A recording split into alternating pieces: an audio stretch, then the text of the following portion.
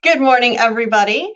Today, we are diving headfirst into the dynamic realm of data as we give you an introduction to the California Educator Reporting System, affectionately known as CERS. This session is about understanding how to access the data that will inform your data-driven decisions. And if you want to learn all about the system that gives you early access to student assessment data, well, you're in the right place. This training session is brought to you by the California Department of Education. It is designed for staff who are responsible for managing the LEA use of CERS. So in other words, users who have a local educational agency or LEA coordinator role, a site coordinator role in the Test Operations Management System or TOMS. Before I hand you off to today's presenters, there's a few housekeeping reminders about logistics that we're going to cover. First, everybody is muted. You will submit your questions through the Q&A feature. This is found near the chat feature in Zoom, but they're very different things. So please submit your questions through the Q&A feature during our training. And if you're asking a follow-up question, please include that original question context in there. It's hard for us to kind of link those things together sometimes. Next, a copy of today's resource guide was sent to you via email. The URL will be placed in the chat box multiple times throughout our training today. If you've already downloaded your own copy, you're all set. If not, we highly recommend you use the link we're sharing. It will take you to a Google Drive folder where you can download your own copy or make a copy into your own Google Drive. You will need to do one of those two things in order to have edit access to the resource guide. And because we get this question a lot, how can I access the PowerPoint for today? That PowerPoint is linked at the top of that resource guide. Lastly, we are recording today's presentation. In about 2 weeks, that recording will be available in the All Trainings and Recordings search on the CAASPP and ELPAC website. And the link to that webpage is also in your resource guide. Okay. Let's do some introductions. My name's Nikki Antonovich. I work for the Sacramento County Office of Education. I'm going to be your producer for today's training. This session is led by your excellent trainers who have a lot of experience with CERS. Today we have with us Stephanie Fortunato. She was formerly from the Los Angeles County Office of Education, recently retired. Congratulations, Stephanie. We have Erin Gordon from the San Diego County Office of Education and Joe Valero from the Office of the Fresno County Superintendent of Schools. And we're also going to take a look at our agenda for today. By the end of today's training, you will be able to explain the purpose of CERS, list the data specific to each assessment in CERS, access data for summative and interim assessments, manage staff access to CERS, and that means giving them access to specific student results, find the resources available to support the use of CERS, and get answers to all of your CERS questions. During our time together, we will have several system demonstrations as well as guided exploration time where you are able to explore on your own. We'll also be taking a few short breaks between the big sections of today's trainings. All right, now that we have an understanding of what we're covering today, we want to know from you all. So I'm going to open up the chat to everybody. So now you can enter your responses into that chat box. Please tell us, what do you hope to learn about CERS during our time together today?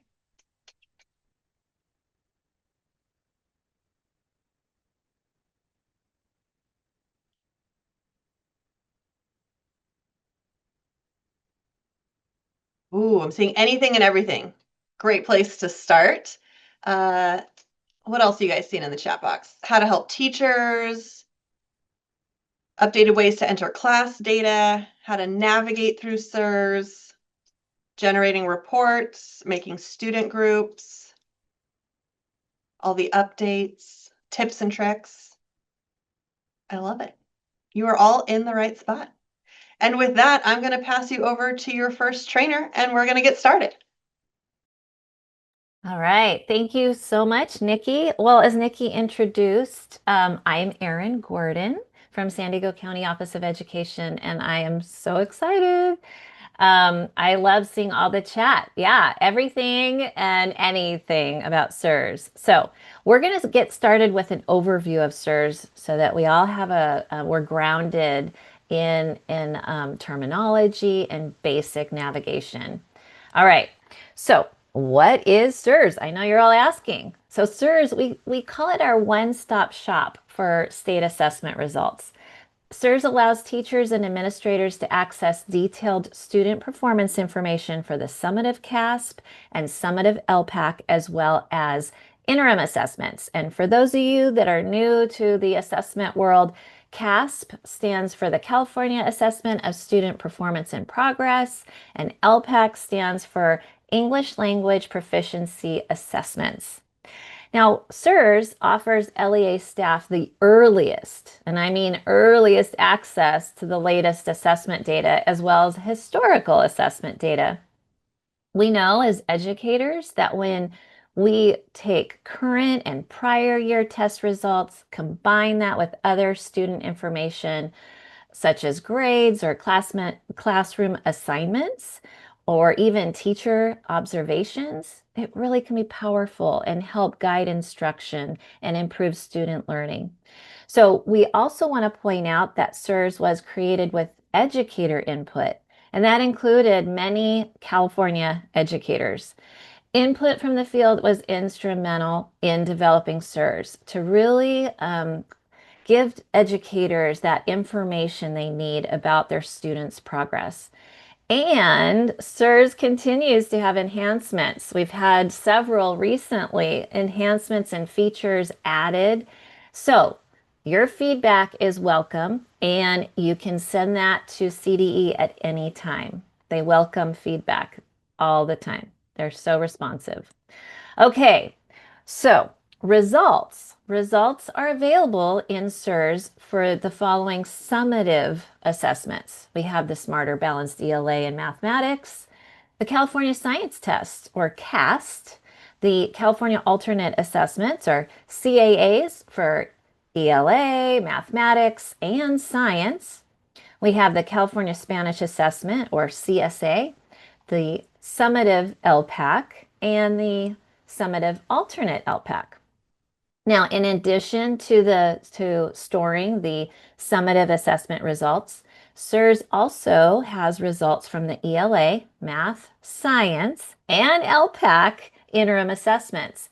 Now, for the interim assessment results, there are additional features available in CERS, like the ability to view item level information, which we all appreciate, individual student responses, and we can even see the correct answer to each item. So very powerful information. And we're going to explore more about these details and features later in the session. Okay, so we've talked about what, now who has access to CERS? Well, California LEA staff have access to CERS after they have been assigned a TOMS role. So the user role in TOMS, that will determine which features and data is viewable in CERS for that person. So let's break it down by role because it's a little bit different depending on role. Okay, the LEA CAASPP coordinator or the LEA LPAC coordinator and the educator district roles. They have access to results for all the students in the LEA. Okay, so that makes sense. Site coordinators and educator site roles have access to results for all students in the school site that they're associated with in TOMS.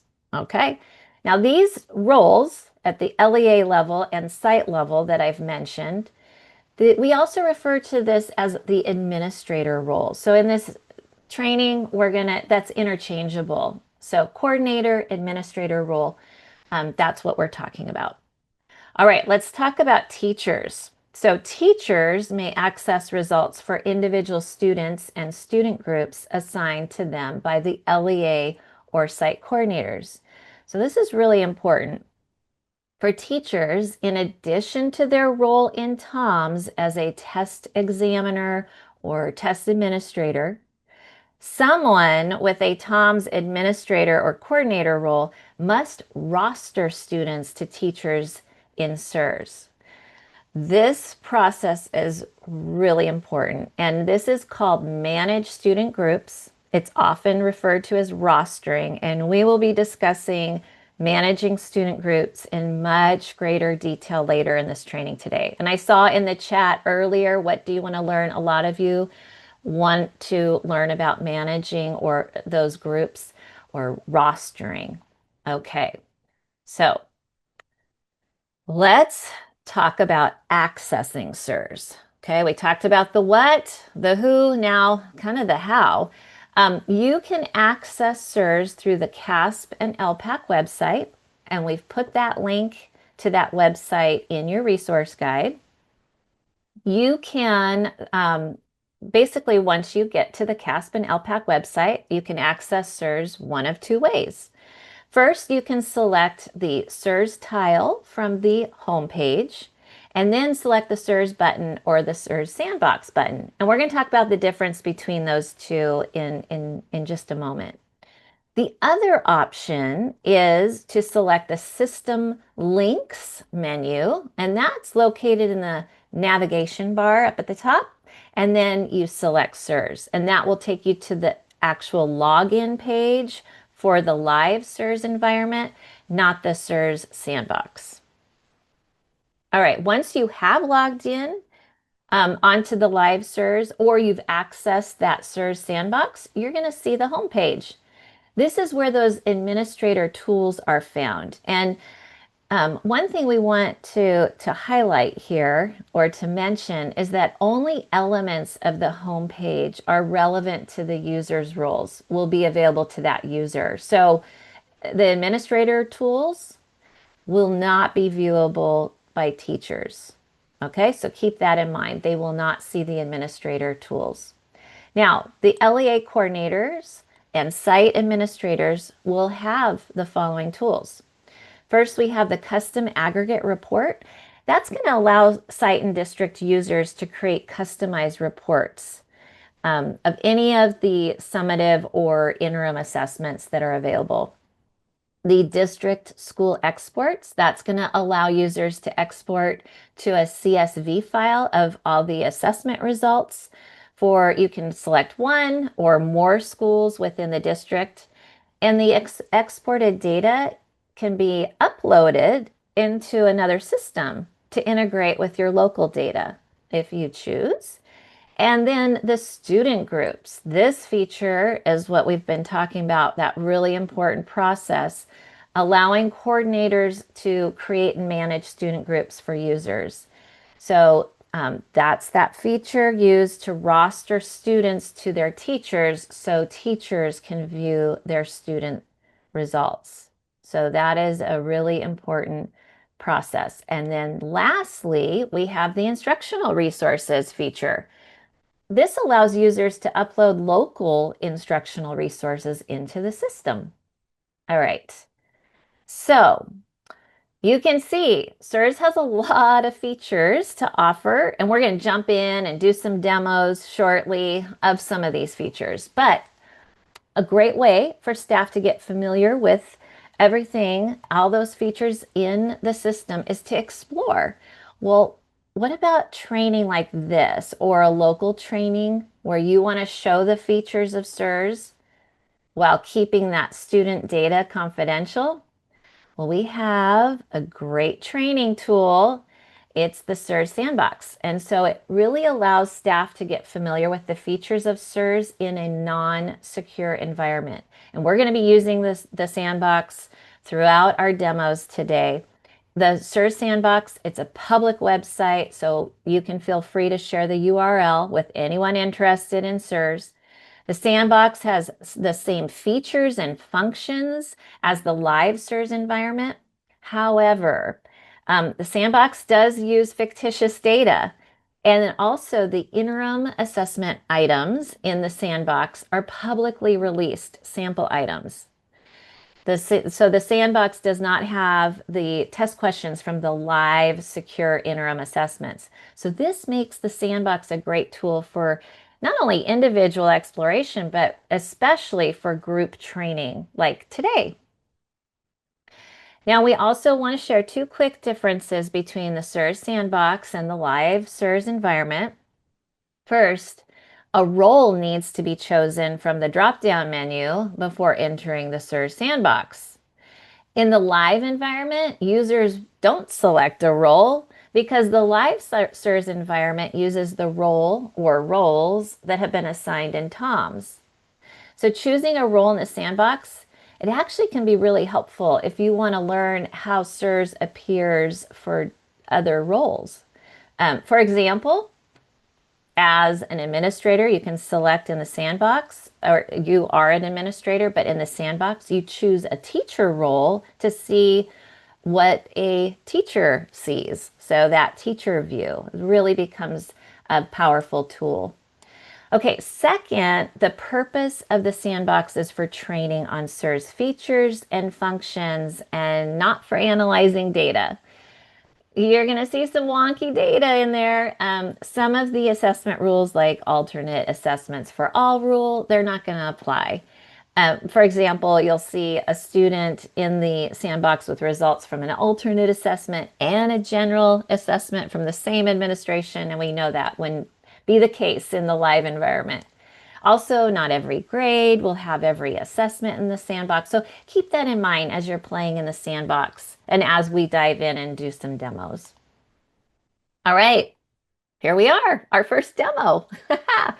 We are going to do our first demo and we're using that sandbox. So I'm going to go ahead and I'm going to jump in, and I need my thumbs up from Nikki. Thank you. All right. So I'm on the CAASPP and ELPAC website. And as mentioned before, we've got our tiles, and I'm going to select the CERS tile, which will take me to the CERS resources landing page. And I do want to mention, I'm going to walk you through, but continue to put your questions in the Q&A box. I know my colleagues are answering away. So if you see something I do and you have a question about it, put those in the Q&A. All right, so I'm on the CERS resources landing page, and I'm going to go to the CERS sandbox.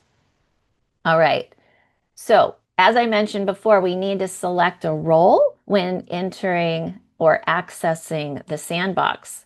So the drop down, and we are going to select the district admin role today, and we'll select the enter sandbox button. All right, so as we enter the sandbox, it'll take us to the home page. I do want to mention the top navigation panel, we have a user guide and interpretive guide, and these are also accessed in the welcome box. These are great resources. So the user guide is going to describe the features and functions of the reporting system. It's going to help with navigation. The interpretive guide is simply that. It's going to help with interpreting those assessment results. We also have My Reports. That's going to house any reports generated by the user, and we'll be diving into that as we generate some reports today. All right, so then we have our administrator tools, which I've described each one. And remember, if I were in the sandbox with the teacher role, I would not be able to see the administrator tools. Okay, so first on our little tour will be custom aggregate reports. So I'm going to select that button and it'll take me to the aggregate reports section.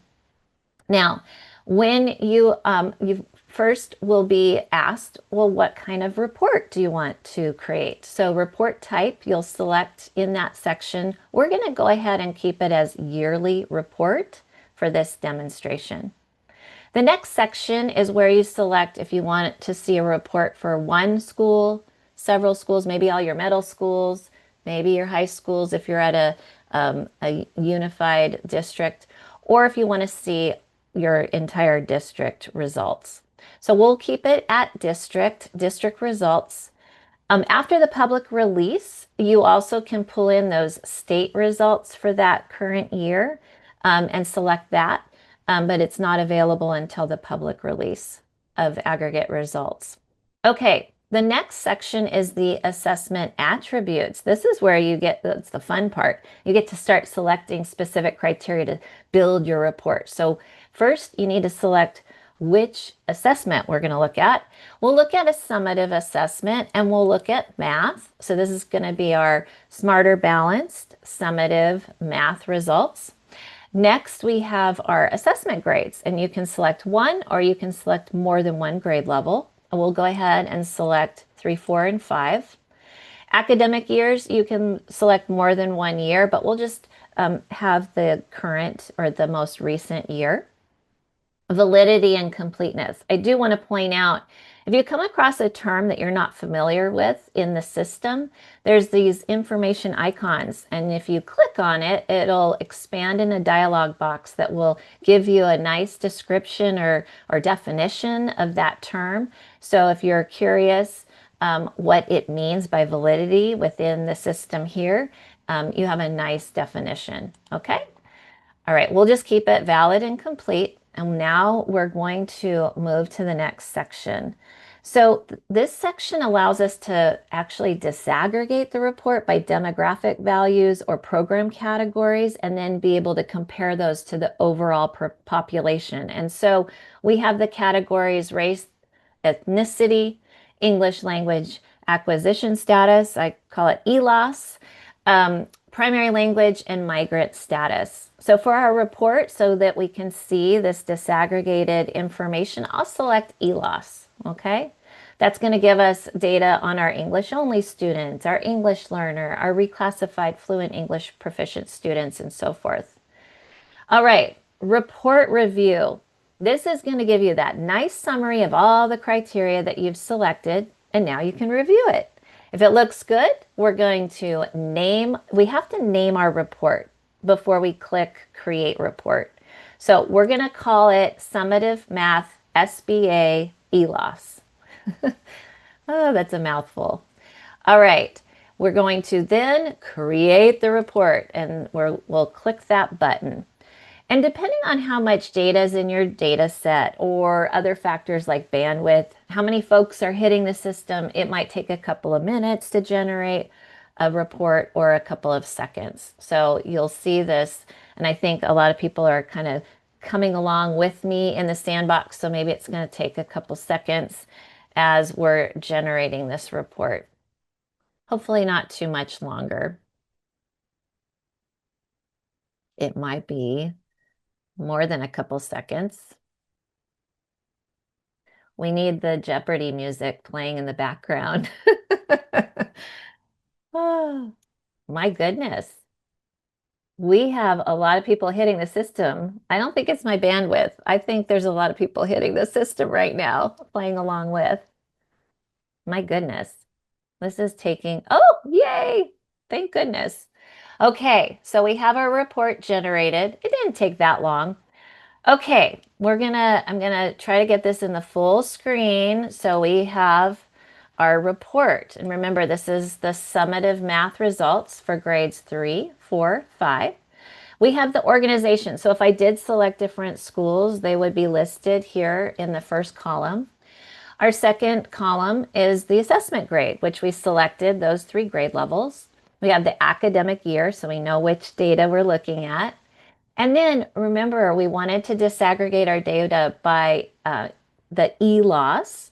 And we have our overall for grade 3, but then we have it broken down by our English learner information or our English only, our reclassified.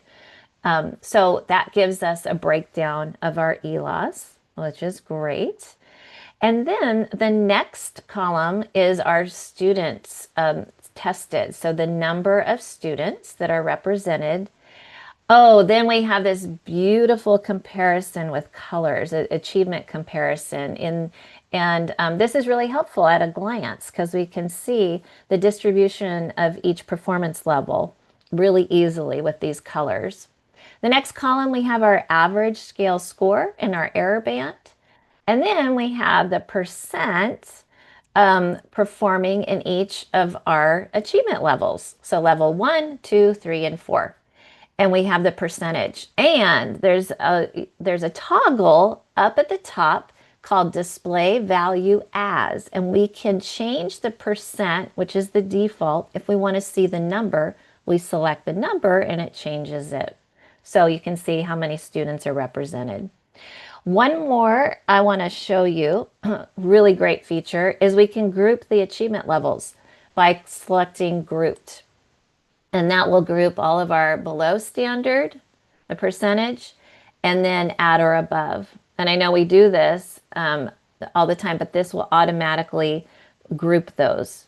You can see by achievement level, or you can group them in those below. Or yes, I saw a little reaction with a thumb going on my screen and a heart. It is really cool that you can group it with one button click. That's pretty slick.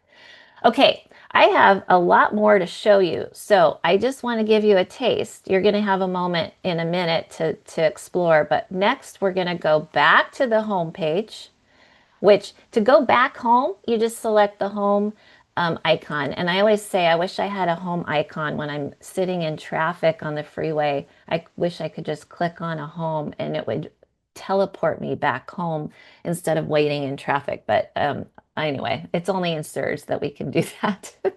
All right, next feature I'm going to show you is the district school exports. Okay, so I want to show you really quick. You want to export the data? It's super easy, a couple clicks. First, we need to name our export file name. I'm just going to call it district test. And then you're going to select, you can select different schools, or I'm just going to select all of our entire district. You can select the year, which will keep it last year.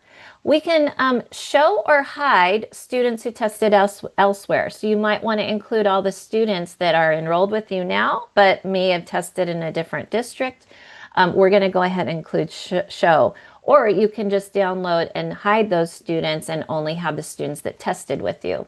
And then we create the report. And it takes us to My Reports, which also can be accessed up at the top. And up in the top navigation panel, you can click on My Reports. And you'll notice Summative Math SBA ELOS. What? That was the report that we just did in the custom aggregate report section, and it's sitting here in My Reports. So as you create reports, you're going to see this list grow. Well, with the Summative Math SBA ELOS, if I really like that query and I don't want to remember, I want to just save that query because it's a report that I'm going to go to frequently. I'm going to click on this little context menu. It's basically a little snowman, the three dots.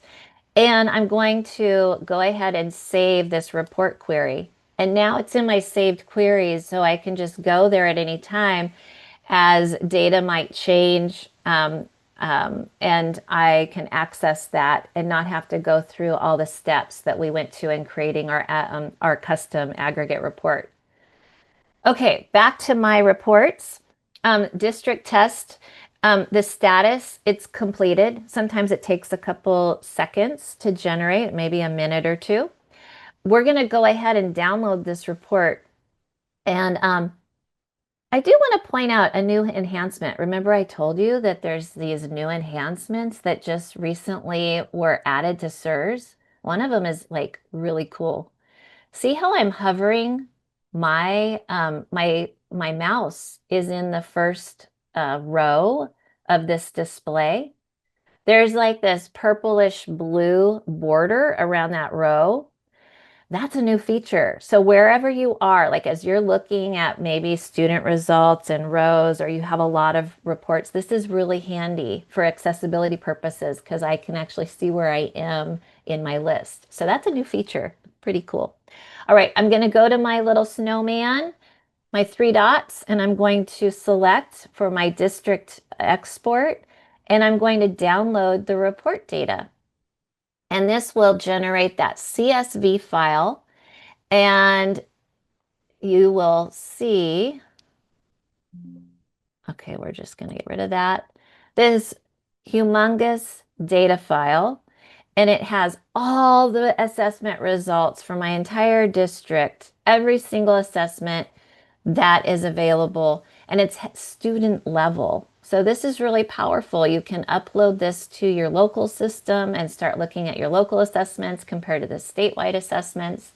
And you'll notice each row represents one student's result. So you might have several students several rows with the same student, but different assessment results, like an interim assessment, ELPAC.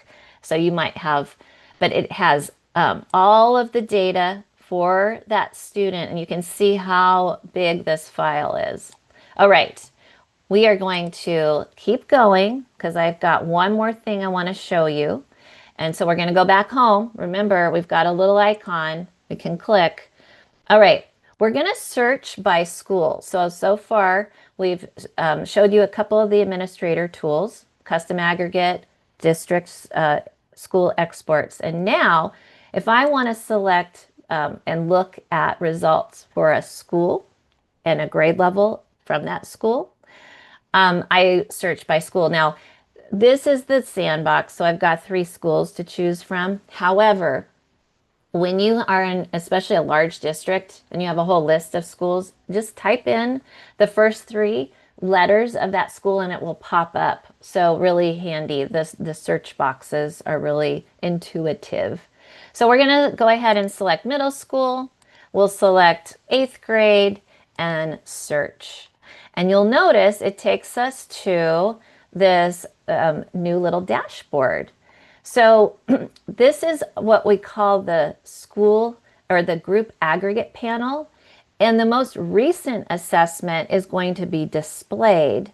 Now, if I want to see a different assessment, I need to click on the plus sign to expand my options. And look at, when I click that plus sign, I get all of the options, all the available assessment results.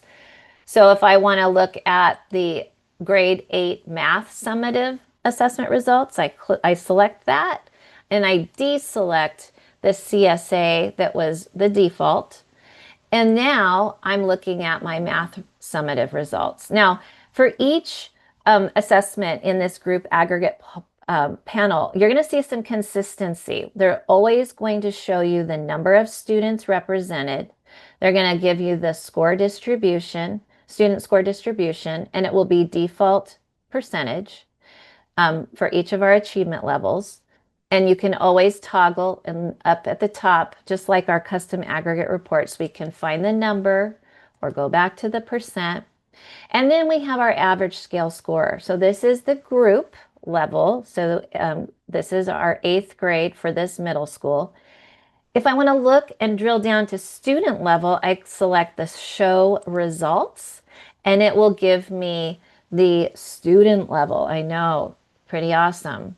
So this is really powerful. So we can get the student level. This is called the results by student table. Each column it's dynamic. Each column is sortable. So you can actually sort, let's say by level, and it will put all of my level 1 students up at the top. If I want to reverse the sort, I just click on that column header again, and it will put all my level 4 up at the top. Okay, I've been talking for a very long time, and I've showed you a couple things to whet your appetite, but I have to say, it is your turn, and you are going to have 7 minutes. Are we good with 7 minutes, Nikki? 7 is great. Okay. All right. So there's instructions and a link to the sandbox in your resource guide. And remember, we're going to go in the sandbox using the district administrator role. So you might want to do one or all of the following tasks. Some of you are feeling very ambitious and you might want to do all of these. Some of you might want to just focus in on one, and that's okay. So first, you might want to create a custom aggregate report, play around with the different reports, or you might want to export data using that data export. Or go into the search results by school and grade and play around over there in that section that I just demoed. So as you explore, please put your questions in the Q&A and we will respond to as many questions during this time. We don't want you to get stuck. We want you to play. And remember, this is a sandbox. The data is going to look different than when you are in the live environment. But knowing that it's a sandbox, we want you to have fun. You can't break anything. Go click away. So we'll see you back here at 9:12. All righty. I know that was quick. 3 minutes goes by really quickly. Okay, so we are now ready for our first little Q&A, questions and answers. And so I'm going to pass it off to Nikki to Yeah. pull some of the more frequently asked questions. And you all have been putting a lot of questions, and that's what we like. So, Nikki, on to you. Thank you. Love the amount of questions that have come in. I've seen a lot about creating custom groups and rostering, and I promise you we see them. I'm holding them until we get to the rostering section of the training. So we will get to those answers, I promise. But just 3 questions for this section so far. The first, Erin, you mentioned when you were running a report the inclusion of statewide data, but we can't do it yet because the public release isn't there. So when is the public release? Oh, here we go. So the aggregate results for CAASPP and ELPAC will be released to we call it the test results for California's assessments website. That's that public website. That's going to be on or before October 15th, 2025. Now, prior to the public release, there will be an LEA preview of results, and all LEA coordinators will be notified of that preview with access information ahead of the preview. So, if you're an LEA coordinator, be looking for that email that will be coming out. Thank you. Okay, you showed us 2 great ways to access results through that custom aggregate report and through a search by school and grade. Is there a way to view results by class or by different groupings? Yes. So coordinators and educator roles can view results by class if they're also connected to the student groups. Now, we're going to talk about student groups in a little bit and that rostering process. So we're going to show you in a live demo later in the presentation how to do that. I know we keep on saying that's later on, but we'll get there. We will. And then the last one is kind of a two-parter. The reports that you have created and generated in the system, are those available just to your user or to, are they shared across users at your district, at your site? And well, we'll start there. We'll take that one first. Okay, so that's a great question. So the reports for each user, creating in CERS is unique for that user in that My Reports. Okay, and then the second part of that question was understanding, like, is that why we're using the sandbox, or why are we using the sandbox today Oh, instead of our live CERS environment? well, that's a great question. Well, I love the sandbox, but the CERS sandbox, it's really meant to be a tool for training other CERS users at the district or school site. And perhaps other site coordinators may need to be trained on how to use CERS features. So using that CERS sandbox will be a great way to show and demonstrate all the features because it's non-secure. And so same thing with using the CERS sandbox to train teachers or TOSAs on how to use CERS data or pull certain reports. It's an easy tool. It's really going to be an easy option to show and demonstrate, play around, but using fictitious data and getting to know the system. So that's where it becomes a really powerful tool, especially for training. Now, if I brought together a PLC of my grade 3 teachers or something, and we wanted to dig into data, we could use the live CERS environment for something like that, where everyone is allowed to have access to that data and all of that, correct? Absolutely, absolutely, absolutely. Okay, I think But that's it. We can, oh, okay, go ahead. no, I was going to say, yeah, keep your That's it. questions coming. Yeah, We they are. love The question and questions. answer box filled right back up. We'll keep answering, and we'll move to the next section of our training. Awesome. All right. So our next section is going to cover the summative assessment results. We gave you an overview, and now we're going to dig a little bit deeper. We're going to start with the summative assessments. So in this part, we're going to cover those summative results for CAASPP. As a reminder, this contains the Smarter Balanced summative assessments for ELA and math, our California Science Test or CAST, our California Alternate Assessments or CAAs for ELA, math, and science, And then our California Spanish Assessment, or CSA. We'll also cover the results for the ELPAC, which contains the summative ELPAC and the summative alternate ELPAC. Now, we want to mention that one benefit of educators is that for educators, the benefit with CERS is you can actually view some of the student summative results in late May or June prior to the public release of aggregate assessment results. Remember, this year we're going to have the results on or before October 15th, but you all have had access to your results for your LEA, your schools. Those were released back in May and in June. That is really powerful. So this allows educators to analyze those student results and performance in more of a timely manner following the administration. So keep that in mind. CERS is a really powerful tool. Okay, so for the summative assessments, and I showed you a little sneak peek, but for the summative assessments, you're always going to see the grade level assessed, the average scale score for that group, the number of students in the results, the student score distribution by overall achievement or performance level. There's also the ability to access the individual student reports, or ISRs. And then there's additional information, which I'm going to try to dive into through our next demo. But for Smarter Balanced ELA in mathematics, there's additional information like the Lexile and quantile measures. We also have the composite claims and target reports. And for ELA, we have the writing trait scores. And then for CAST, the science test, we have additional information, including the domain level.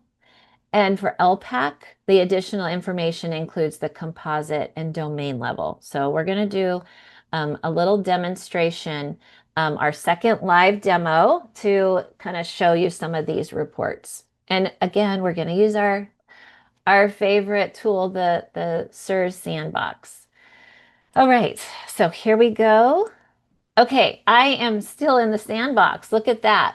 So remember to access the sandbox. You have the link also in your resource guide, and you've been playing in there, but we're going to go ahead and we're going to go enter the sandbox as we did before with the district admin role. And so we will enter the sandbox.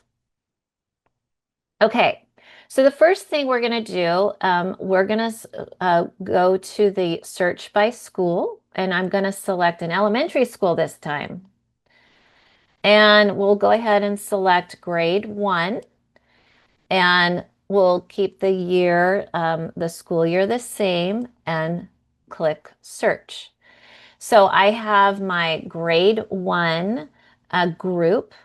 And the default is the summative ELPAC, and that's the results I want to dive into. Okay, so for ELPAC, and this is grade 1, as I mentioned, you have the name of the assessment. We have the average scale score and error band, the number of results that are represented, and then the student score distribution. As I mentioned before, the default is to see that value as a percentage, but if you want to see the number, it's a quick little click of the toggle, the button number, and we will see now the number of students represented. So we'll click percent or number. You can export this data to a CSV at any time, so right here within the system, and it will export the data for this group of students. For the summative, as I mentioned before, you can drill down and get more granular information than just the overall performance. We can look at composite. So we'll select composite by just selecting the composite button. Now, the composite gives us the oral language, and then we have the written language composite. So the listening and speaking, they combine into that oral language composite, and the reading and writing combine into the written language composite.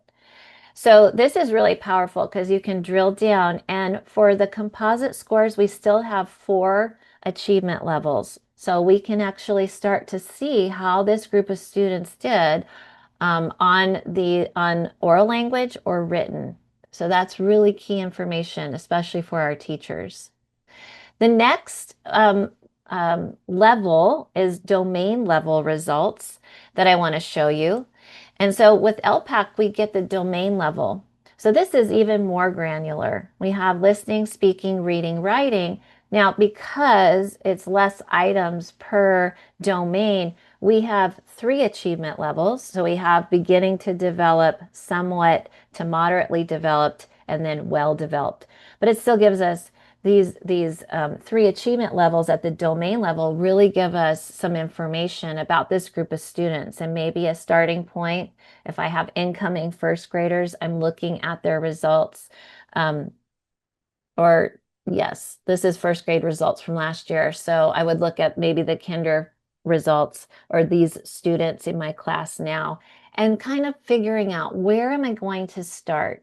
And this could be a really great starting point to have that conversation. Okay, so I do want to show you one little trick. So when you click show results, it expands to my student level results and my student results table. Now, the report that I select for my group aggregate panel, which is right now showing domain level, that will reflect in my student level. So if I want to change to composite, I select composite for my group aggregate display. It will reflect in my student level display. Okay, so each of those reports, overall domain composite, you can select at the student level and you have your student level table. Again, you can select any of your columns to sort by clicking on the column header, and you can sort, and then you can reverse sort by clicking on the column header again. Okay, we're going to keep moving. I'm just giving you a little taste, so we're not going into much detail. The next report I would like to show is the science, the CAST for grade 5. So I'm going to select grade 5. I'm still at the elementary level, so I don't have to go back to my home page. Right within this page, I can select grade 5. Now, the default, because the most recent assessment administered was the grade 5 math summative. To find my science, I need to click the plus sign, which will expand my menu. And I found the grade 5 cast summative, which I select first, and I deselect the math so that now I only will see the cast results. So I have my grade 5 cast. Again, I have my number of results represented, 95. I have my student score distribution, and the value is it's always going to start out with percent, knowing that I can toggle to my number to see the value displayed as number or percent. So I have 4 achievement levels: standard exceeded, met, nearly met, and not met, and my colorful display here at a glance. Now, to get more granular information for my cast results, I can actually select domain. So it will give me the performance for each of the 3 domains: life science, physical science, earth and space sciences. And now at the domain level, we have the 3 achievement levels: below, near, and above. And as we saw with the ELPAC results, when I expand and show results for my student group, if I'm looking at domain, if I've selected domain results up at the top, it'll reflect in my student results table. Okay. If I want to look at overall in my student results table, I just select overall. Okay, so the quick little tip when looking at your results, those different views. Okay, I am going to go to our home page because I want to show you something at the middle school level. and that is results for our grade 8 ELA. So I'm going to search by school and select my middle school, and we'll go into 8th grade. And so now I'm looking at 8th grade.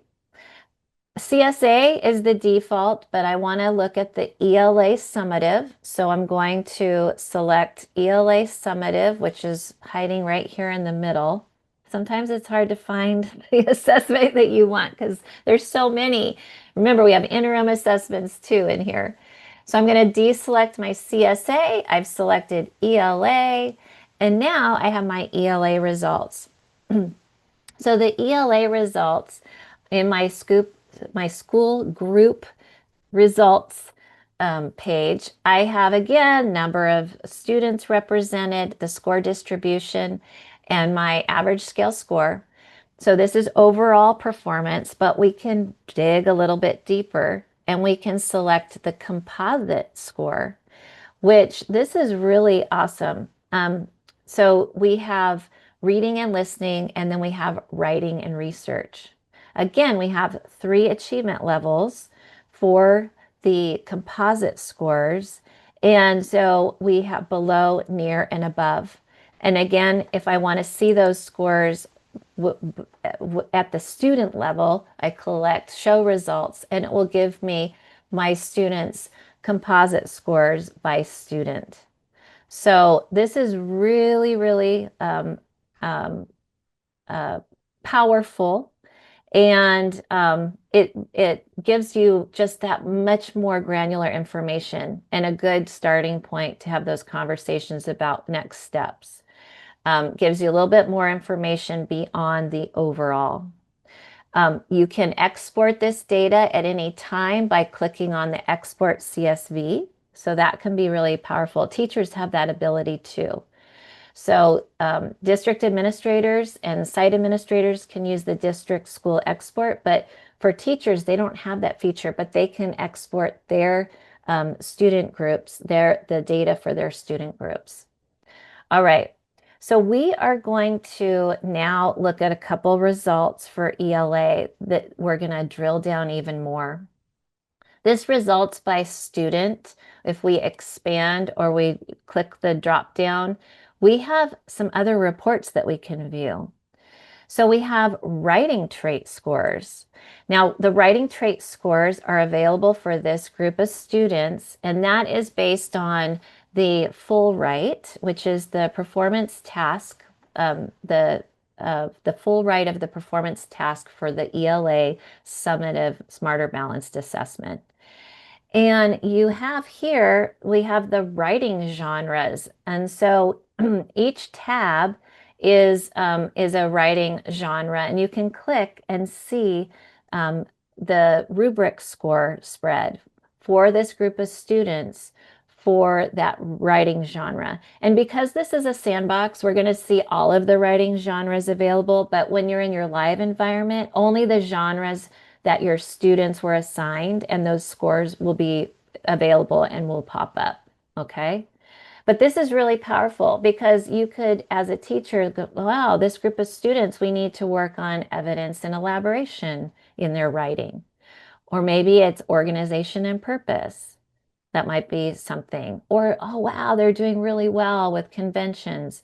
So anyway, this is another slice of the ELA summative results that we can get granular, actionable information for next steps in the classroom. All right, I do want to show one more report while we're here, and that is the Lexile report. Lexile report for ELA, and we have quantile for math, but the Lexile measures and the Lexile ranges are listed for your students. And this is really powerful. If you're not familiar with a Lexile measure, remember we have our little information icon and it will tell you what a Lexile measure is. And what I like about this is it also gives you a link to the Lexile and Quantile Hub that will give you resources to match the student's Lexile reading level with the appropriate books that it might be available for that student. So it really gives, again, actionable, something that the teacher can do with this group of students or with the individual students with this level of detail. So this is included right here embedded in the reports for ELA within CERS. We also have the quantile when we're looking at the math. There's one last report I do want to, because we're talking about getting granular. Um, if I were in with the teacher role, there would be another report here called the target report. Because I'm in with the district role, it's not going to be, I'm not going to find the target report in this section right here. But just so you know, a teacher role would see the target report. With a teacher role with groups or anyone in the system with a group assigned to them will see the target report. So, but in order to find the target report as a district administrator, a coordinator role, I'm going to go back to my home page and I need to access the target reports in the custom aggregate report section. You might have, when you did the last little exploration, played around with the target report. I'm going to show you super really, really quickly. So like if you blink, you might miss it. So I'm going to show you target report just so you get a sense of how granular and the kinds of information that we can access about the summative reports in CERS. So I'm going to select the district level target report. We're going to go to ELA, our friend ELA with grade 8, just like what we were looking at for the group, our middle school group. We're not going to use any of the advanced filters. We're going to call this a target report and create our report. I'm doing this really quickly, but I want to show you the types of information that we can get. So a target report, and this is grade 8. Remember, this is the summative ELA results. The first column is going to show you which claim we're talking about. In each claim, we have reading literary text, we have reading informational text, and writing, and so forth. But each claim has a handful of targets. And you can see for literary text reading, there's key details, central ideas, word meanings. We get the question all the time, is there standard level like analysis, item analysis? Well, target level is going to give you that more granular information that especially teachers like to see. So for example, key details, it'll give you, there's 2 indicators. So let me just go through this. So for each target, you're going to get 2 different measures or indicators.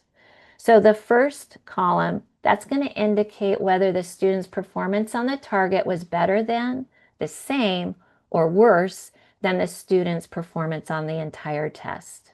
Okay, so that's some really key information. But remember, well, maybe I didn't say this before, target reports are group level indicators. So you're never going to get an individual target score for a student.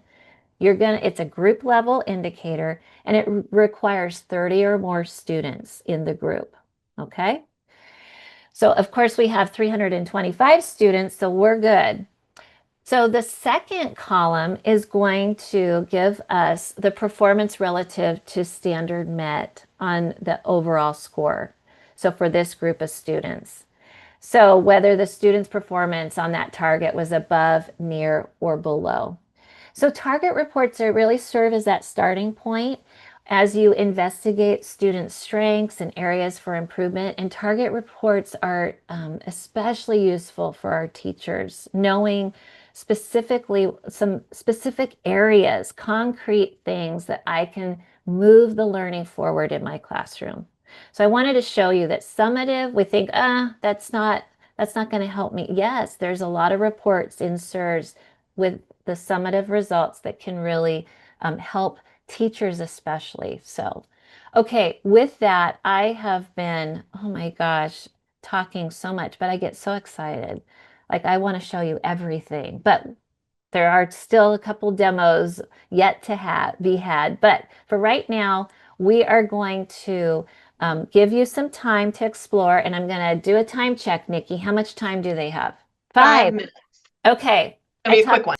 a quick one because I talked too long. So it's your turn.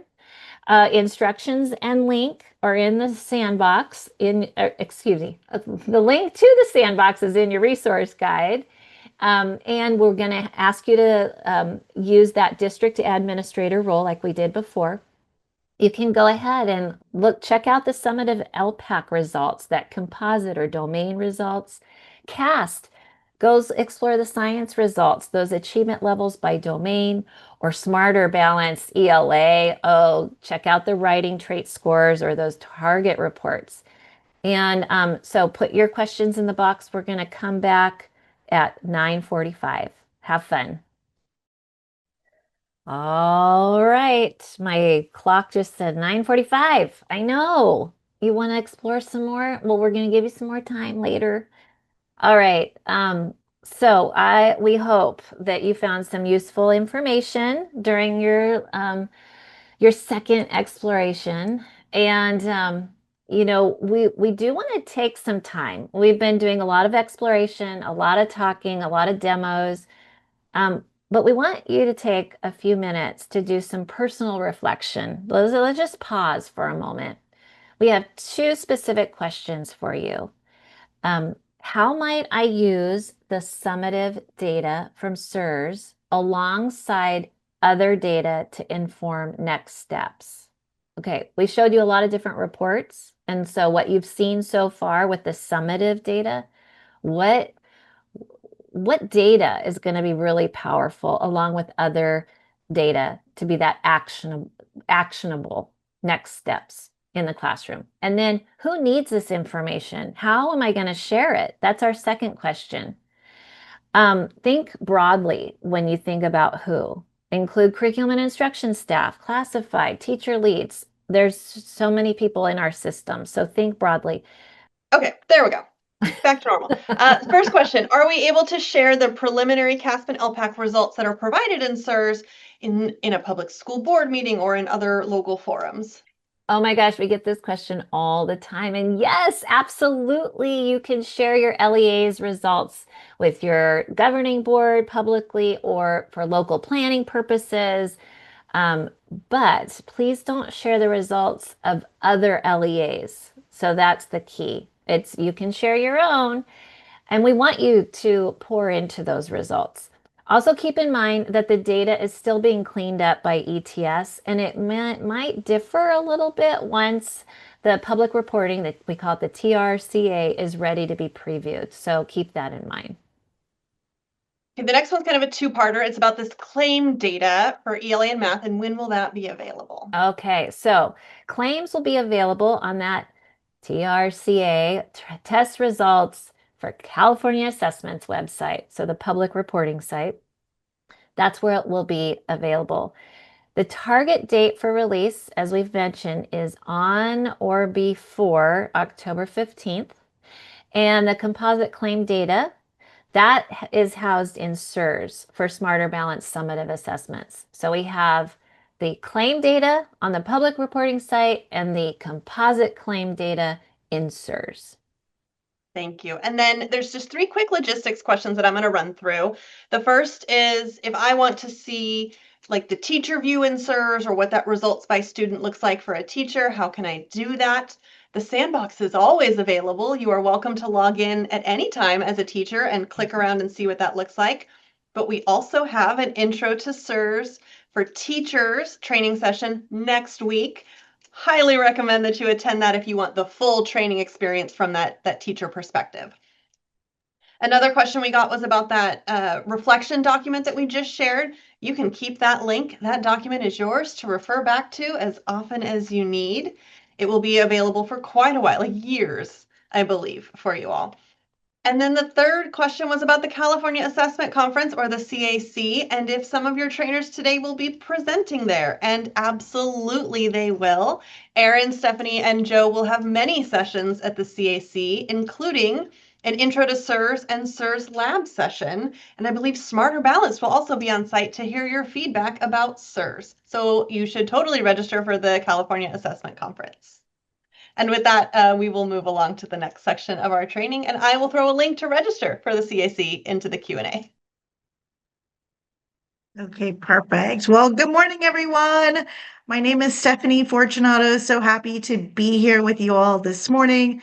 I'm sure your heads are spinning so much great information that Erin has been sharing with us already, and the fun is going to continue. We're moving on to the next section on interim assessment data in CERS. And here, really, CERS is going to allow you to view those student responses. We're going to be taking a look at distractors, and we're also going to be viewing specific items for interim assessment. So lots of great things to come. So let's go ahead and start by going over the purpose and the use of interim assessments before we jump into the data that's available. Now, the interim assessments can inform and also support teaching and learning in multiple ways. Now, their intended purpose is to evaluate student knowledge and skills during the year. The interim assessments can be used flexibly, which is great, as both assessments for learning and also assessments of learning. And so, what is it that we really mean by that? Well, the interim assessments can be administered in a standardized manner or in what we call a non standardized manner. Now, an example of a standardized manner is when the interim assessment is administered as a formal individual assessment after a unit of instruction. So that's an example of an assessment of learning. Now, examples of non-standardized manners of administration, maybe when a teacher might display an interim assessment for a whole class to discuss, or maybe using the interim assessments with maybe some small groups of students. Those are examples of interim assessments that are used for learning. And it's important really to understand that the interim assessments can be used flexibly. So they're giving teachers really the option to use them as assessments for learning or of learning. So when teachers are administering assessments, they're going to be asked whether or not they are administering it in a standardized or in a non-standardized manner. Now, CERS will note the administration of standardized or that non-standardized, but the results are going to be displayed the same way in CERS. So it's really the teacher that can consider the manner of administration when they're viewing the results.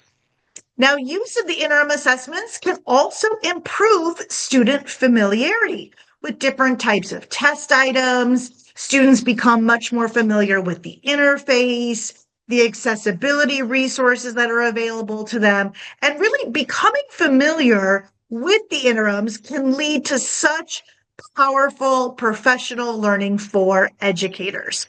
The resources that are available to support the interim assessments allow teachers to become more familiar with the content that's being assessed. They're also able to learn the different ways in which students are assessed and also to become more familiar with the rubrics or the scoring criteria that are used to evaluate the responses. And we do want to give one more reminder about the interim assessment materials. Please do keep in mind that they must be kept secure and that they're not available to be shared in any way. All right, so let's go ahead next and talk about the interim assessments that are available to you all year long. Keep in mind, though, that the interim assessments for the new school year usually roll over in late summer. There is an amazing new tool here, this lookup tool that lists all of the interim assessments that are available. So we don't have to necessarily list them all here. You'll find the link for the interim assessment lookup tool in your resource guide for today. This is such a great feature. For 2025-26 school year, there are over 150 ELA interim assessments that you'll find. You'll find over 110 math interim assessments. There are 18 CAST interim assessments and 56 ELPAC interim assessments. Now, we do want to note that all interim assessments are administered on the computer, but They're not computer adaptive. So that's how they are for the summative, but not for the interim assessments. They do include for the interim a fixed set of items. So you're going to find that all students are going to get the same items. Now, there is one exception to the computer-based setup, which we're going to mention on the ELPAC slide in just a little bit. And lastly, some interim assessments contain items that will require hand scoring. The lookup tool will list how many hand scoring items are required for each of those interim assessments. Now, this information is important to know because when assessments have a hand scoring feature, an item there, the items are going to need to be scored locally and submitted before you'll be able to find those assessment results that are displayed in CERS. So that's just really important to note. And that's why that lookup tool is so helpful, because it'll tell you right away if an interim assessment has a hand scored item. Right, now, since there is time to list all of the interim assessments today, let's go ahead and dig into how they're organized. Now, for Smarter Balanced for ELA and for math, they're organized by the content that they assess. So you'll see here the interim comprehensive assessments, or ICAs, test the same content and they report scores on the same scale as the summative assessments. Now, with the new Smarter Balance adjusted form assessments, the ICAs will actually take longer than the summatives to administer as they use the full form summative blueprints. They can be administered up to 3 times a year. And note that each ICA includes 1 or more items that require hand scoring. Next up are our interim assessment blocks, or what we call our IABs, and these focus on smaller sets of related concepts, and they provide more detailed information for instructional purposes. Now, they generally have from about 6 to 18 items on them, and they can be administered within 1 class period, which is fabulous, right? Makes it so nice and easy to be able to administer. Now, they can be administered also an unlimited number of times, but it is important to note that only 1 form for each IAB exists so that students are going to experience the same items if that assessment is given more than 1 time. And last up, you'll see here are our focused IABs, or FIABs, and these assess even smaller chunks of content, generally will include 1 to 3 assessment targets, and they'll have about 10 to 15 items that are focused on very specific concepts. All right, let's talk next about our CAASPP interim assessments. These are organized in 2 different ways. So in elementary, they're organized by grade level performance expectations. So the CAASPP IAs for grades 3, 4, and 5 assess all 3 science domains. So that'll be earth and space sciences, life sciences, and also physical sciences. Now, in middle school and high school, the CAASPP interim assessments are organized by science domains. So there are 3 middle school and 3 high school CAASPP interim assessments, and they each assess 1 of the science domains. Now, each interim will include 1 performance task with a constructed response that will require hand scoring. There are 2 interim assessment forms for each. So there are 2 grade 3 interim assessments, 2 middle school and space science interim assessments, etc. All right, let's talk next about the ELPAC interim assessments. These ones are organized by domain and by grade level or grade span. So you'll see here that the ELPAC has an interim assessment for each domain: listening, speaking, reading, and writing. Now, for the following grade levels or grade spans: kindergarten, you'll find them, grade 1, grade 2, grade span 3 through 5, grade span 6 through 8, grade span 9 and 10, and grade span 11 and 12.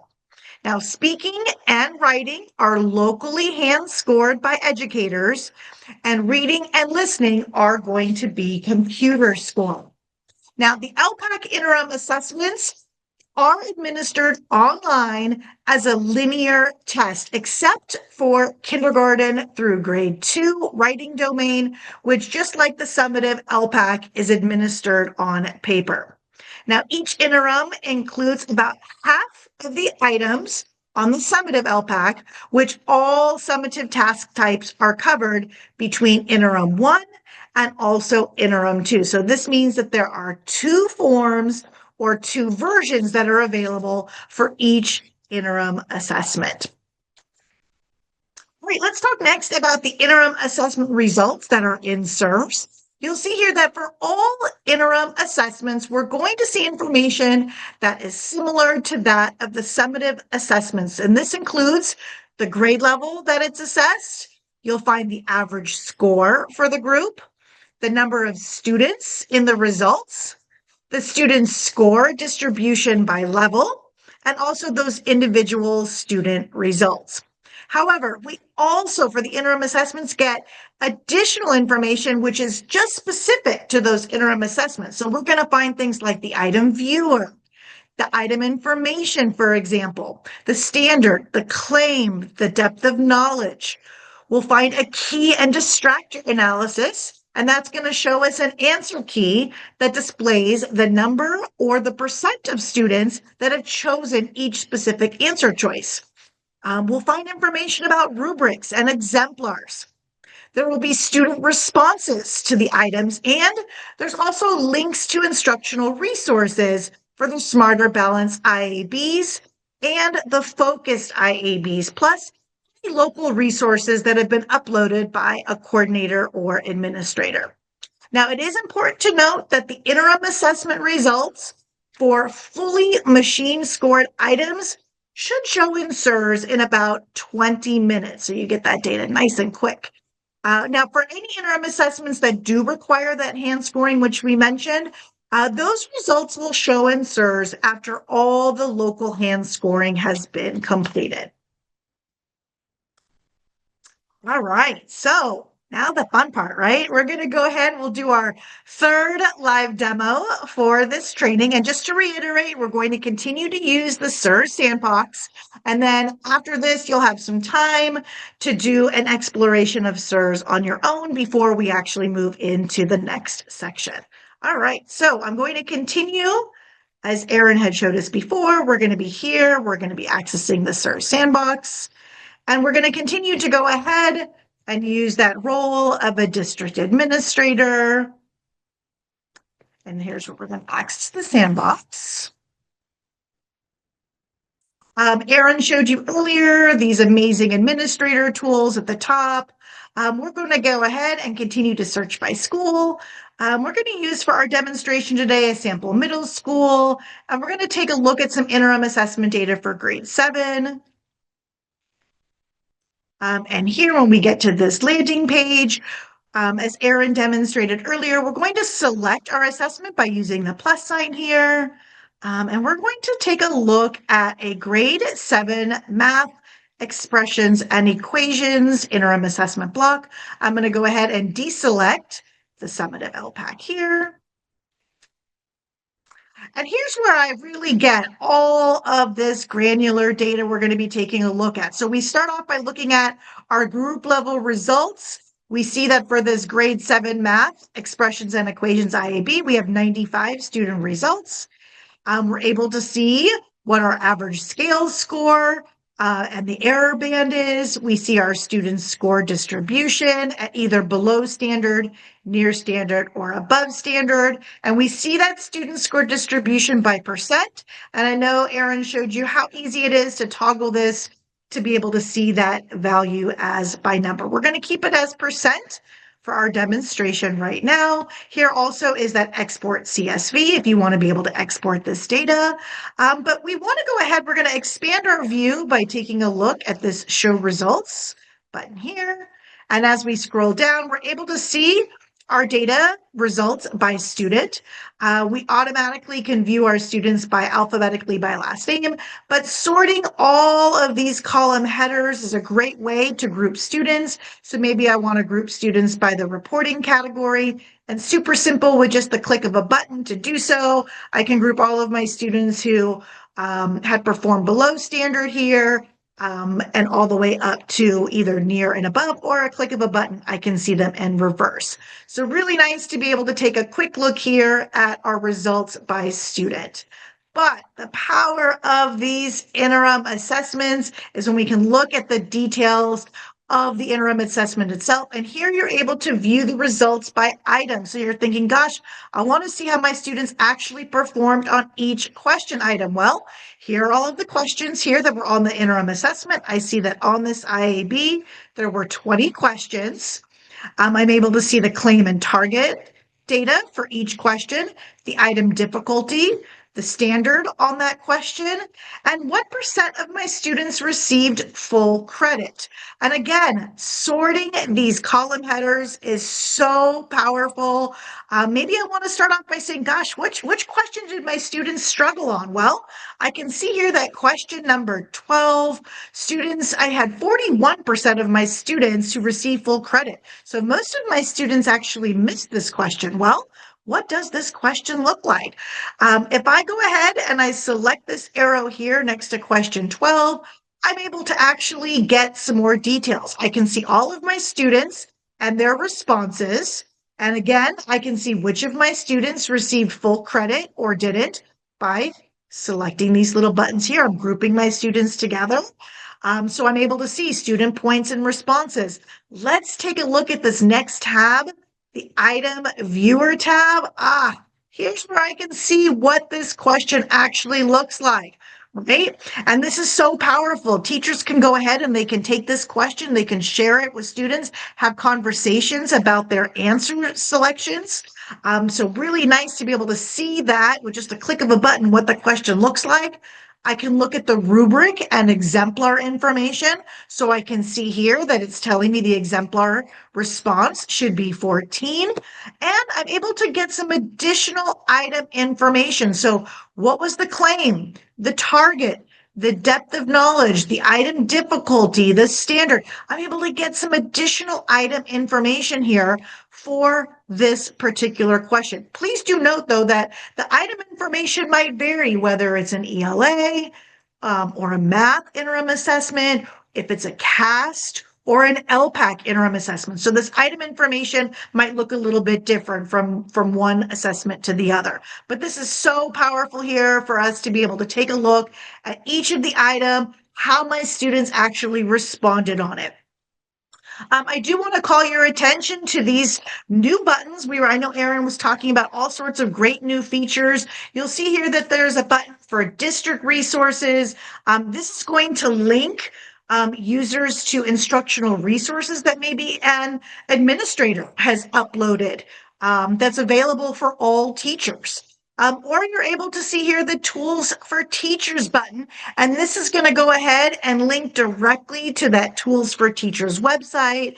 There you're going to be provided with lesson plans and professional learning resources that are going to be able to support teachers in really implementing the formative assessment process in the classroom. Now, most of those Tools for Teachers links will go directly to the website homepage. However, if you're using an ELA or maybe a math IAB or a math or ELA focused IAB, then the Tools for Teachers button is going to link directly to the Interim Assessment Connections playlist. And there you're going to find an abundance of resources that are going to have lesson plans, that are really directly designed for the topics and the skills that were assessed by that specific assessment. So if teachers are wondering, gosh, I administered this interim assessment, I see the data, now what I do?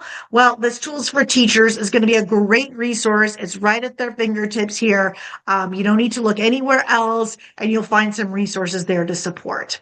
All right, now, so much goodness, but I do want to show you an additional results view. We talked about it. This is that key distractor analysis. It's like like a fan favorite. We all love it here.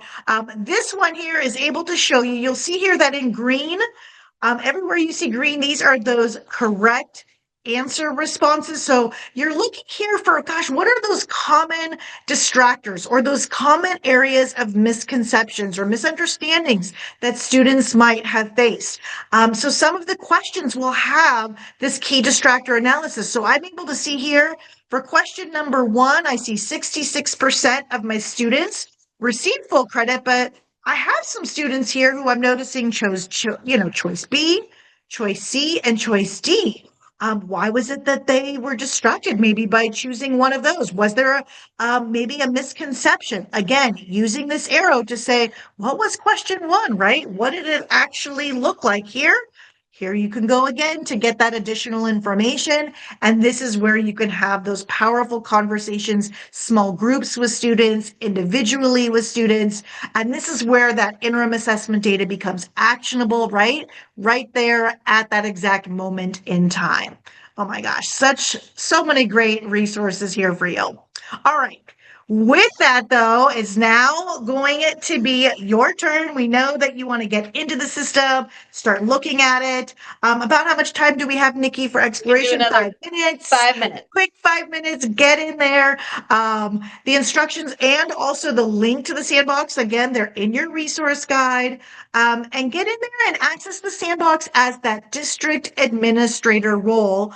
And consider exploring maybe some or all of these parts that you see here, depending on, how ambitious you are. So take a look at viewing the interim assessment results by item, take a look at that key and distractor analysis, and maybe even explore an instructional resource that's available for you in Tools for Teachers. And continue sending us your questions in the Q&A box. We'll be responding to them as quickly as possible. We'll go ahead. We'll give you 5 minutes. Remember, it's a sandbox, so the data is going to look different than when you actually log into that live CERS environment.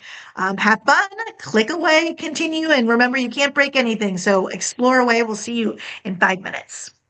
All right, so welcome back. Hopefully you found that time useful. Maybe you found a new feature that you weren't familiar with before. So hopefully you enjoyed your exploration. We now want you to go ahead. We're going to take another few minutes. We want to give you some time to do some personal reflection. So we have a question that we'd like you to reflect on here. How can I use each of the following result views with educators? And so for this, we want you to really dig into the specific views for each. So thinking about those results by student, how might you use that? Results by item, and also that key and distractor analysis. We're going to go ahead. Nikki's putting into the chat that Google Doc link again in case you need it. And we're going to ask that you share 1 or 2 of your reflections, and you can go ahead and enter those into the doc for others to be able to see. We mentioned that you're always going to be able to have access to this, to be able to come back and take a look. But let's know how you might actually use each of these results views that you got to experience just now. And we'll take a look at that doc in a moment. All right, we ready for maybe a couple questions here? All right. Okay, great. Thank you. Okay, the first question. So when in the demo you were showing the Tools for Teachers button and that cool district resources button, what are some examples of resources that we would add to that district resources? Oh, I love that. Yes, and this is a feature that is so fantastic. So maybe perhaps at your district or your school site, maybe there's been some locally developed instructional resources that you want to make available in CERS.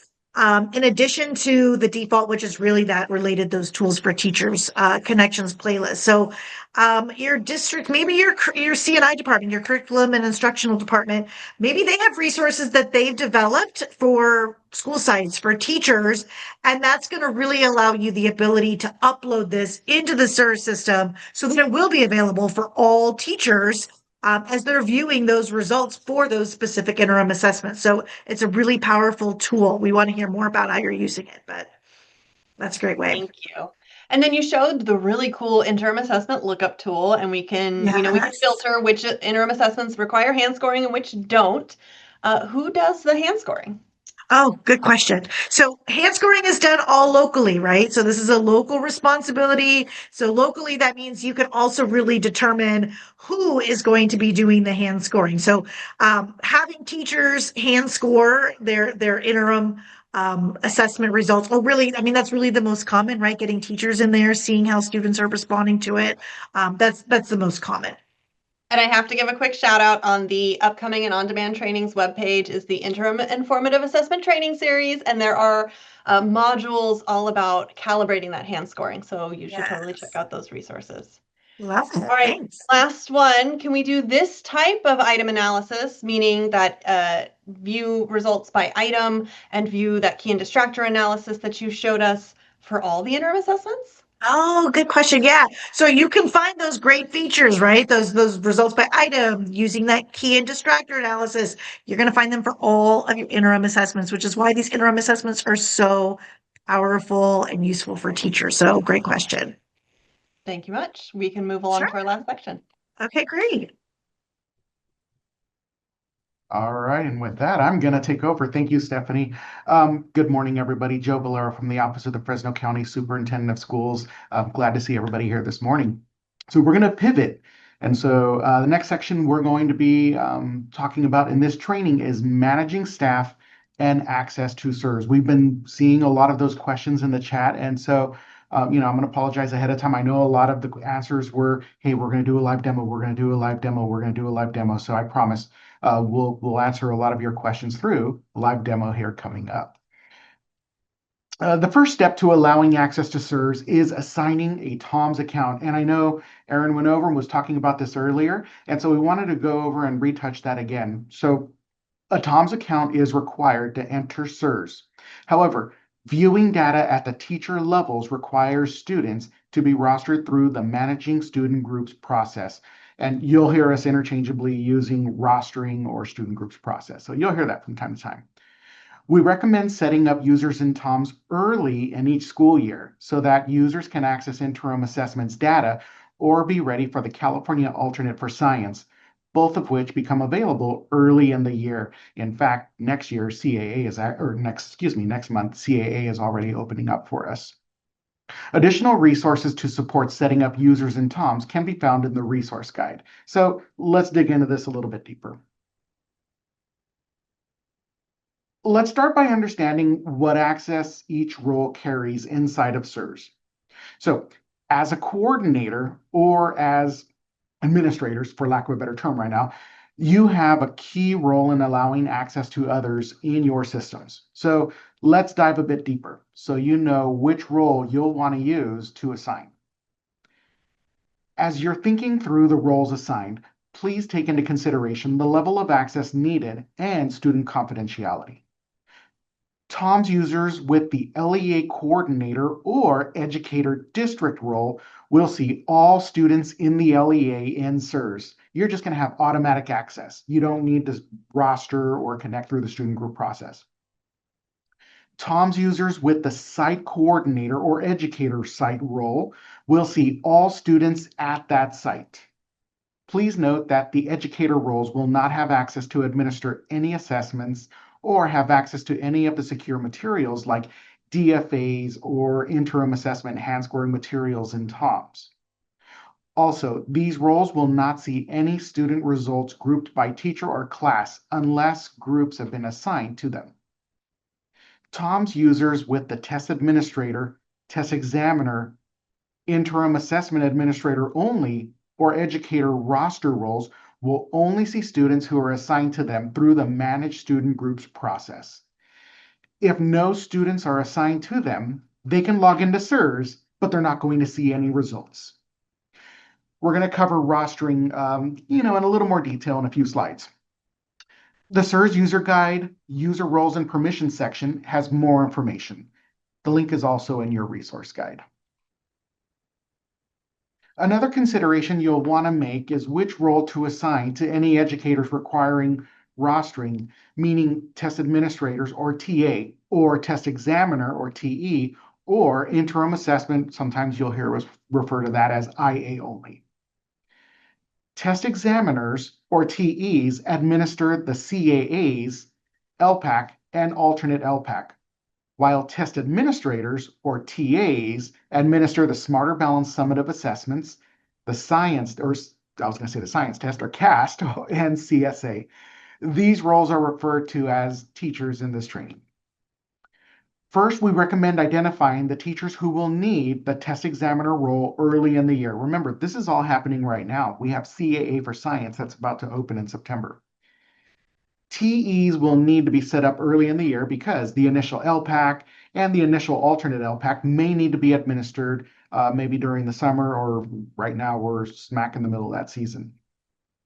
Once again, in order to administer the CAA for Science, that window, once again opening in September, teachers are going to need access to TOMS. Next, consider the TOMS roles that will be needed throughout the year. If your LEA is administering interim assessments, then you might consider assigning the IA administrator only role to any teacher who plans to administer the interims to start the year. This role allows users to administer interim assessments, but not summative assessments. The IA only role could be turned into a TA role later on during the year once training for the summative test is completed and your summative window is approaching. Lastly, consider any local processes for removing active users when they leave the LEA or they change school sites. Planning for these items during the setup process will make changes easier throughout the year.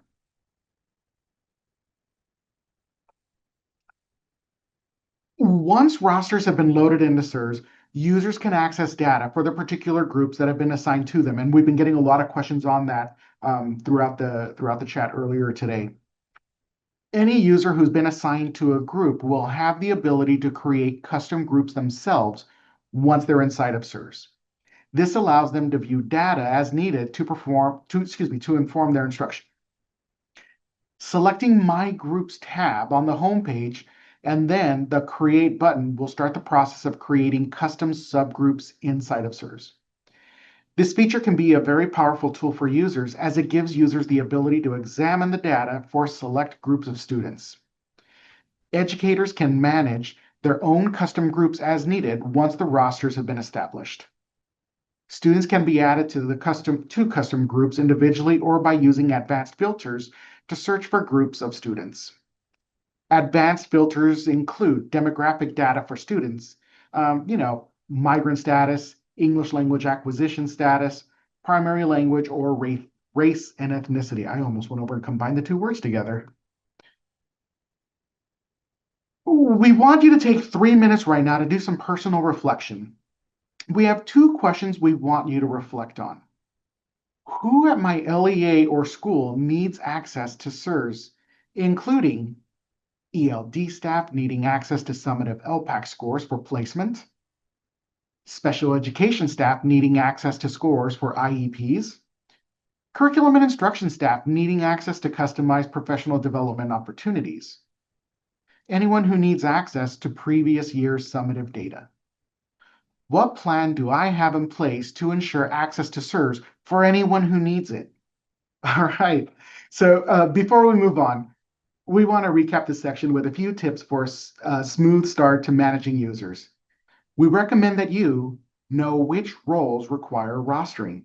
Some of them might not need to, be connected through student groups. So whether it's the educator role, whether it's coordinator role, just know that ahead of time. Know your local process for adding users into TOMS. In addition, know your local timeline for adding users to TOMS as well. Share with your TOMS users all of the cool features that TOMS grants access to, including CERS. So don't forget to go over and share that information out. All right, you've heard us talk about rostering. So let's get into it. So in CERS, this is officially referred to as managing student groups. Rostering is a common term, so you're going to hear us, once again, use those terms interchangeably. There are 2 ways to handle rostering. The first is to use the Student Information System, or SIS to CERS integration. An LEA can contact their SIS vendor to discuss setting up automatic group transfers from their CIS to CERS. The CIS vendor integration webpage on the CAASPP and ELPAC website lists all of the student information system vendors who have the CIS to CERS integration available. The link to this page is in your resource guide. CERS integration allows for student groups originally created in the local student information system to just automatically transfer directly into CERS. This is a very easy way for LEAs to create and manage rosters in CERS. If you do not see your CIS vendor listed and wish to integrate CERS rostering, you should contact your LEA Success Agent. The link to find your Success Agent is in your resource guide. You may also want to follow up with your student information system vendor to check on the status of integration. Next, we want to walk through the manual rostering process in CERS, which is the second way to handle rostering. So let's get into it right here. You're probably asking yourself right now, hey, what if I don't have the CIS to CERS integration? Well, you're going to need to manually upload the rosters of students and their teachers into CERS. Again, this is called the Managed Student Groups. That's what we call it officially in CERS. LEA and test site coordinators or users with district educator or site educator roles can manage the student groups in the administrator tools in CERS.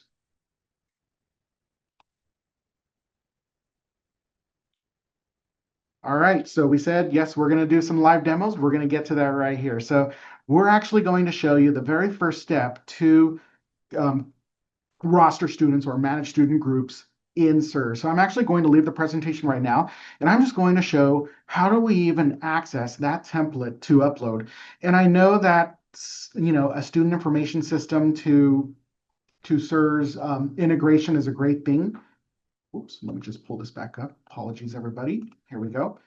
I know it sounds like a great thing, but sometimes the manual rostering process is actually a better way to do it. And we'll talk through that here in a few minutes. So how do we access those templates? So once again, I'm just at the very beginning, the CAASPPLPAC.org webpage, CERS button on the right side of the screen. We have the live CERS environment. That's the real CERS. And then we have the sandbox account. That's the one we've been using all day. I'm going to click into that sandbox account. And I'm going to enter in as district admin sample district.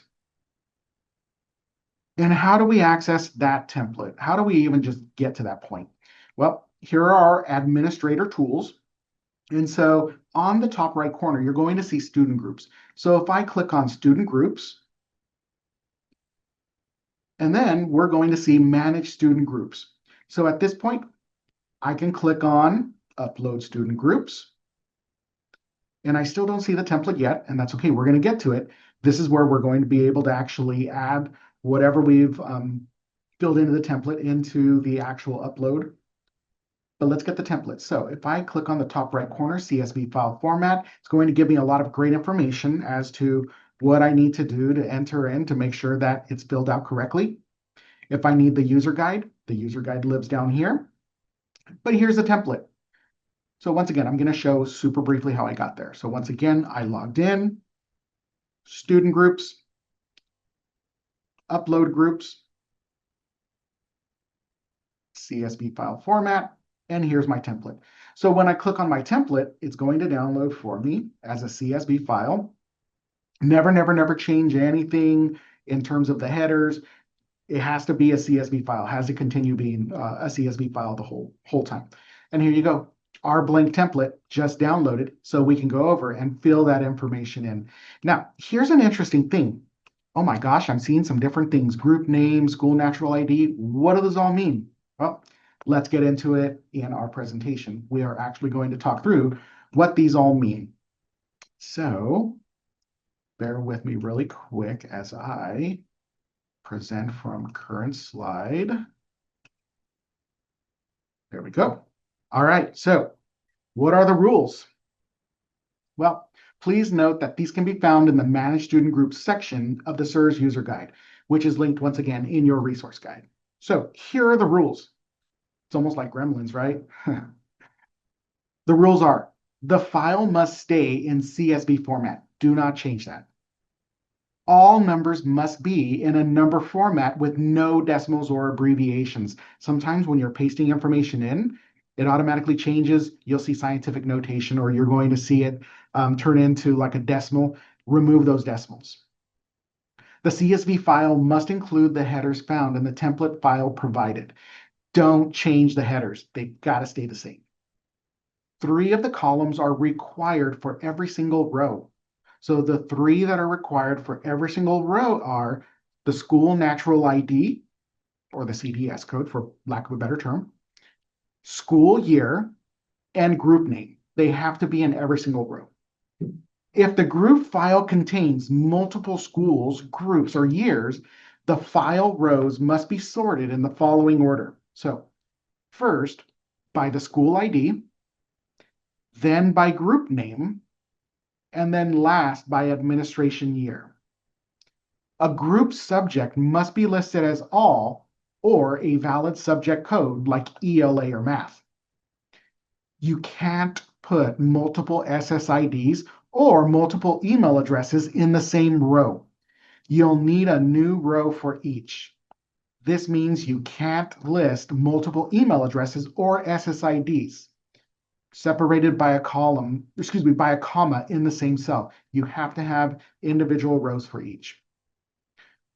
There's also a limit of 200 students that may be assigned to a single group. This is an important one to note and to take into consideration for your planning. All right, so remember we were going to get into a little deeper conversation as to what do these really mean? Well, let's get a little deeper with what do those column headers really mean. So the first column is group name. The group name is locally determined. For example, this can be the name of a teacher's class, period, or any group for which an educator will want to see the data. Now, this is my hint to everybody right now, and you could even see it on the screen. I would add the school year to it because this helps. We keep getting the question now as to can we put multiple years? Yes, you can. Just make sure those school years are in there. That's just that's me. That's a recommendation where I would put the school year. The second column is the school natural ID, also known as the CDS or County District School Code. If you don't know your CDS code, you can find it in TOMS when you first log in as a coordinator. You'll see it right there on your dashboard. The third column is the school year. This is the academic year that falls during the spring semester. So here's an example. For the school year 25-26, we use 2026. The example we have right here on the screen, this one was from last year. So this one was an example for 24-25. And so that's why you saw spring of last year was 2025. The fourth column, the subject code, can grant or restrict access to assessment data depending on which code is listed. We encourage you to select all in all capital letters because it's the best practice for every teacher to have an idea of their students' abilities in all areas of education. But the choice of access is a local decision as to what subject codes are authorized. So once again, it's a local decision. I'll just give you a very quick aside to it. I was working with the district once, and they were administering ELPAC interim assessments. Teachers were excited. Everybody wanted to see the data, and we just couldn't figure out why the teachers couldn't see the data. Well, it ended up during the managing student groups process, it was just restricted to English language arts. And so ELPAC was not included in it. So then we re-uploaded the whole thing, used all, and then they had access to all the scores. So all is very efficient to use. The fifth column is the student SSID. The student state student ID, SSID, is unique for every student. And then the last column is the group user login. In short, it's the email address in TOMS for the staff members that will have access to the students' results. We do have one more important item to note in terms of managing rosters. Groups in the uploaded file will replace existing groups if they have the same school ID, school year, and group name. That means if the data in all 3 of those columns match an existing uploaded group, that whole group will be replaced with the new information you are uploading. And I know that was in a question earlier in the Q&A. All other groups will be deleted. Or excuse me, all other groups will not, all other groups will not be deleted or changed. So if I have 10 groups in place and upload a file that edits who is in one of the groups, the remaining 9 groups will remain unchanged. We explain this so that you have a full understanding of how managing rosters works and what will remain and what will be replaced. All right, so now that we're all experts, we're going to go over and do a live demo on walking through that group managing process.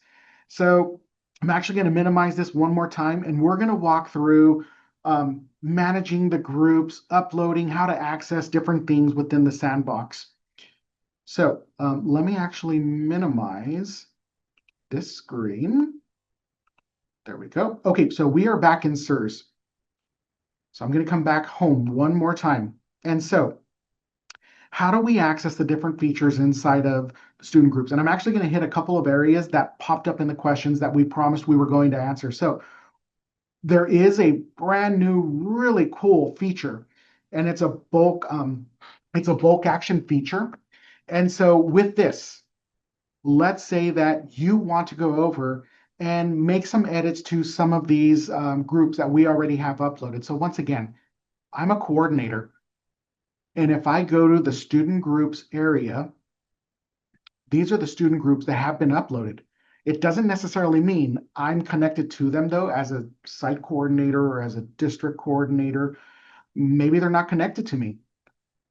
We can connect ourselves to these groups by checking the boxes. I can check all of them if I want. It'll check all that apply, or maybe I just want to connect myself to a few. So you can see sample elementary, grade 1, grade 2. And I'm going to steal Aaron's words right here. I'm going to go to the snowman after I've checked these boxes, whichever ones I want to edit. And notice when I click on it, it's going to give me 3 options now. I can assign, download, and this was one of the other questions, where can you download groups? Yes, you can. You can download all of them if you want, or you can just mass delete. But let's say I wanted to assign myself. I want to be able to see these groups, or I want to assign one of my principals to it. I've checked the boxes, and I'm going to click assign. And all you have to do is enter in the email address. And so let's say I wanted to see this. So I'm going to add my emails, jvalero@fcoe.org. And it's disabled in the sandbox. In the live environment, it'll be active. And you just click the blue button, and it'll add you in to be able to have the groups connected to you. It's a really cool feature. We were super excited when this was released last spring. Now, let's say that you wanted to add in a principal. Well, you would just check the box for whatever you want to connect, a principal or a coach, whoever it is. You can just do that through this assign feature here. Big game changer. Now, another question that had come up was, hey, we noticed that the system rolled over in early August. Is there a way for us to go over and keep those rosters? That way, when it comes back up, we can just re-upload them. Oh, absolutely. You can check all that apply, click on the snowman one more time, and then you can download them. And the really cool thing is, once the system rolls over, when it comes back up, you can just re-upload those downloaded CSV files with all the group information already for the new school year. So really cool feature. Or you can mass delete. That was always a challenge in the past too, trying to go over and let's say you made a mistake on one of your groups and oh my gosh, now I need to delete it, or maybe there were 20 of them that I made a mistake on. Now you can just mass delete if you need to do that. So I'm not going to check that just because I don't want to break anything in the system. But these bulk features are really great. So here's another consideration I just want to go over and throw out there to everyone though. If I'm going over and making a manual, I'm going to manually assign either me or a principal to this, and I have an API running, that's that automatic connection between the student information system and CERS. When the new rosters get imported overnight, it will overwrite what I'm doing here. So once again, just a thought into consideration with these APIs, with these automatic student setups. How often do you want to do that? Do you want to use it? Do you want to use just a manual download and then get them in there? Local decision how you want to use it. Now, here's one other super quick feature. I'm just going to plug this really quick. I was working with a district a few weeks ago, and it was, oh my gosh, I need to add all of my principals in. I'm an LEA coordinator, but I have so many principals. And so we just asked the question, hey, are all your principals going to be in the same room? Are you going to be, working through them with your, setting up your testing for this year? She said, oh yeah, no, they're all going to be in the same room. Cool. Guess what? Even though they didn't upload the groups into their school site, it was done, let's say at the LEA level. When they log in, they can add themselves in so they can see the groups as well. So it doesn't just land on an LEA coordinator. So once again, food for thought, just a consideration. The other, Joe, yes, sorry, can I throw just a quick curveball at you real quick? oh I've been yes, seeing a lot of questions in the chat come in about these bulk actions and how they work with the CIS to CERS integration feature. And I know you covered it, but yep. because of all the questions, can you just kind of give us those talking points again about what overwrites and how you may consider changing your integration based on these new features? Yeah. So this is all brand new. So just remember, so here's a great example. This is sample elementary school grade 1.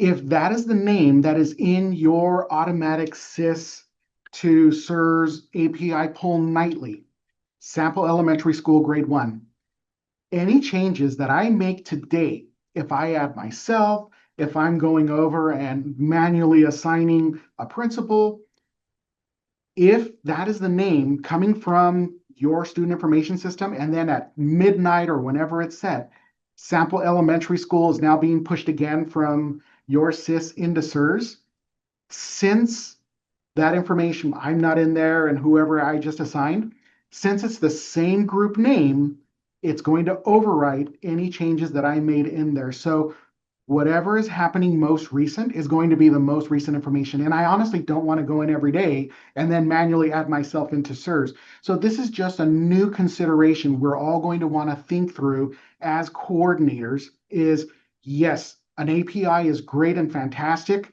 It's a great feature, but with most of these systems, whether it's Aries, PowerSchool, you name it, if they can create an API where it's nightly pushing over, there's also an option to just be able to download those yourself. You don't have to create them. You can just click a button, it'll download, and then you can go over and manually add those in. But I don't think they have to happen nightly anymore. I mean, it was a really great, I think the API was a great thing when it first came out about 2 years ago. But with these new features that CERS has, once again, local decision, local consideration. How often do we want to use those APIs? Do we want to use the APIs? How might we just build a system to go over and ensure that that's all in there? First world problem, we can always add ourselves back in, I can add myself back in, but I honestly don't do a nightly pull anymore on mine. Once these really cool updates happened and smarter, but within CERS, we had to change the way we were thinking about how we were getting rosters in. Thank you. And I love that flexibility of, let your integration run for the first few weeks and then turn it off and manage locally. Or like you said, just pull them and load them and then manage in CERS, or let it run nightly and just let that be the thing. Thank Yeah, you. yeah, whatever melts your butter. Okay, so we've also talked about, hey, what does it look like? Because, hey, we actually mentioned it, right? You can go into your student information system, get those CSV files already pre-created and uploaded. What does that look like? So I've gone over and I have an actual practice one that I use. So you can actually see our group names, they're already filled in, practice one. The CDS code is filled in. We filled it in for the 2026 school year. Subject code, we use all. I very seldom go over and actually use an actual, subject. Once again, local decision. You can do whatever you'd like. SSIDs, shame on me. This isn't scientific notation. I need to make sure that I fix it and make sure it's actually a number. So you could always just go over and format cells, remember, turn it into a number, whoops, and just make sure there are no decimals. if I can actually click on it, right? It's just really small for me. Perfect. And then you got it in actual numbers. So you'll save it. And then once it's saved, how do we actually get that in there? Well, remember, we're in our login page, student groups. If I click on student groups, upload groups, and this is where it'll just ask me, hey, do you want to browse for that file? Where is it? Yes, click on browse files. You'll click on it, and then it'll upload. I'm actually not going to do that right here either, but I promise you it would work. You browse, you upload, and then it will tell you whether it was accepted or whether it was not accepted. And the beautiful thing, once again, about CERS is that if it wasn't accepted, when you click on the file, it will tell you what the error was. And then you just go back into your CSV file that you have, and it'll tell you specifically which row is giving you the error. And then you can fix it right there on the spot. Or maybe it was out of order. We've had that happen. And then you go over, you fix it, you re-upload it, bada bing, bada boom, you have groups. All right. Once again, just some really great features in there. And then I'm going to go back one more time. Anything that's ever been done, you'll be able to see all of the groups that are assigned. You'll also be able to see any uploads that happened in the past. Once again, sandbox account, but you'll be able to see when the different uploads have happened and when. All right, so I've been playing a lot here on the sandbox, so let me go back now to the presentation. Okay, before we move on to the timeline and the tips and tricks, just want to point out a great section of the CERS user guide called Troubleshooting and Common Issues. It's, once again, just a great area of the user guide. The section contains common issues such as, hey, number formatting in Excel. Yeah, that's a common issue that pops up. You'll see the red rejection if that's not set.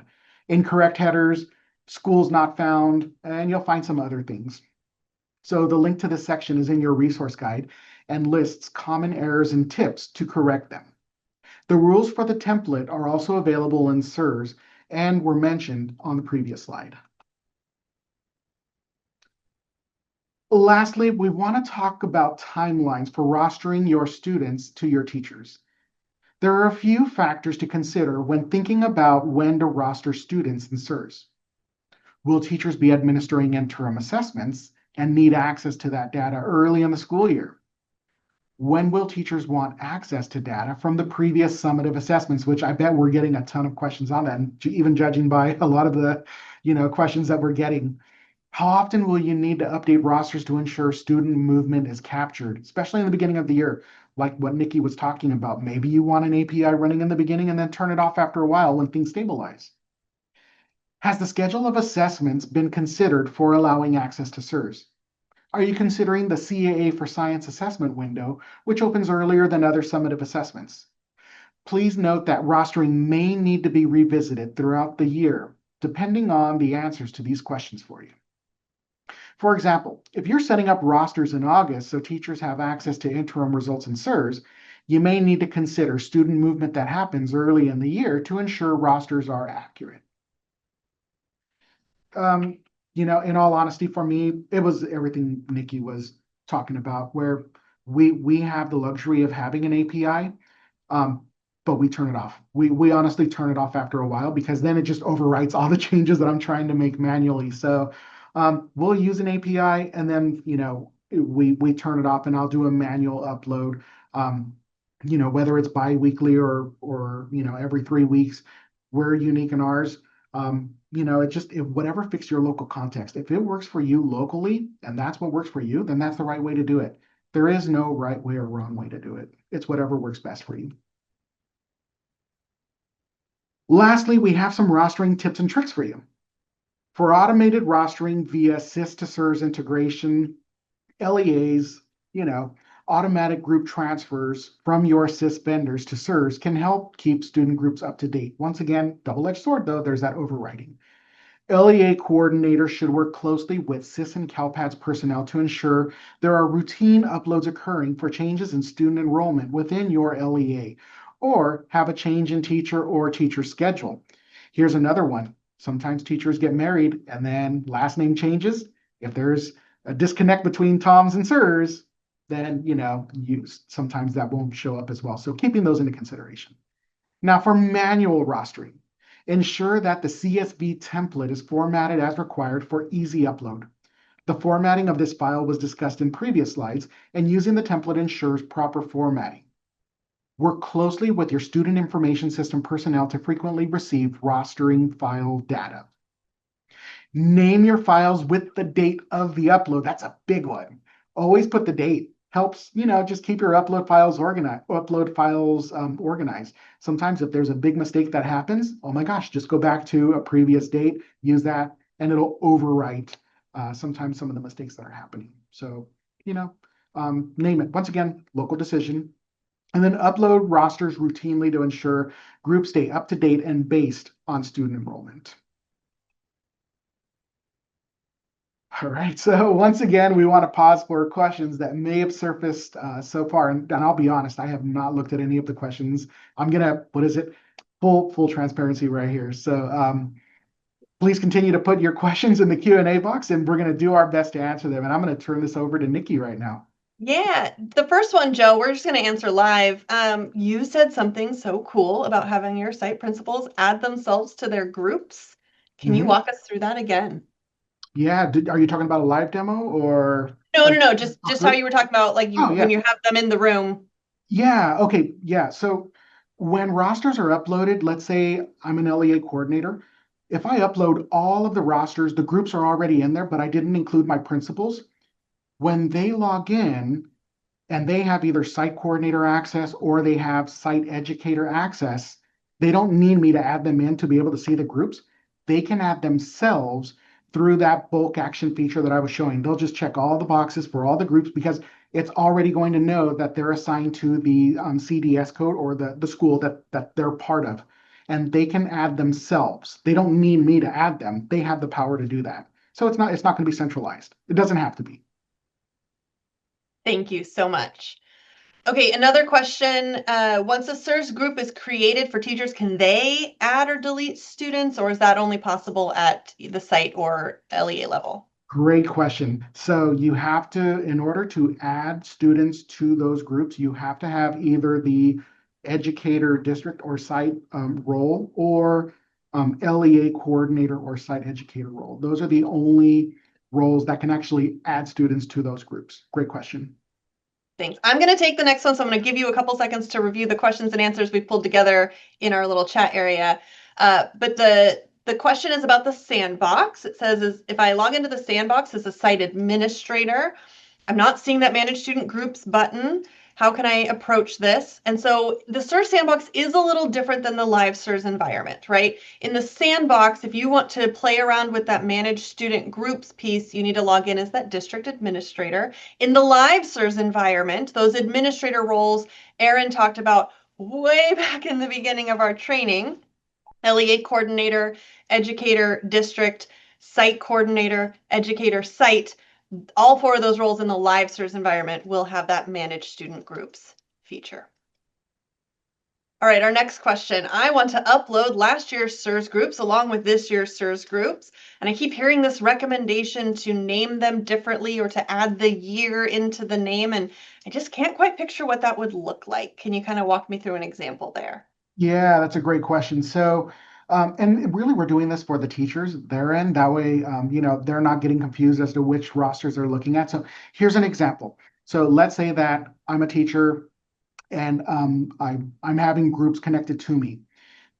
When I log into CERS, I'm going to see the actual group names appear. And so the only thing that's going to help me understand, am I looking at my kids from last year or am I looking at my current year students, is the actual, year, something indicating what year it is. So here's a good example. I could just name it 2025 Valero.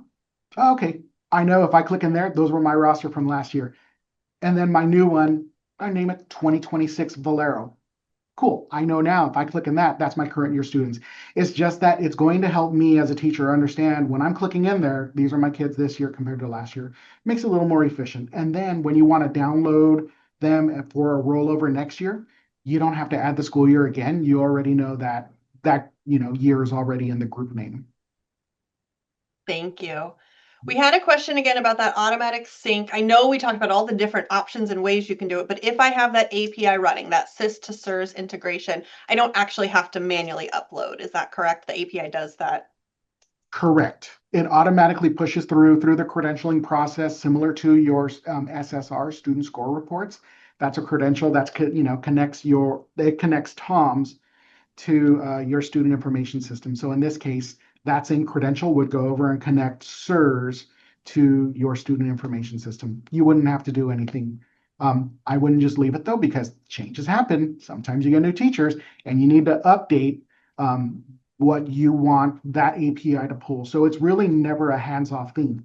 You want to be in there looking at what's new, what's updated. Do we need to add any or delete teachers? Thank you. Okay, the next question is when? When should we start uploading our student groups for 25-26? If we've started school last week, we know there's, those first couple weeks, there's a lot of movement and a lot of schedule changes. So when? Yeah, that's a great question. And here's the beautiful thing. So I'm going to go back to the overwrite feature that CERS has.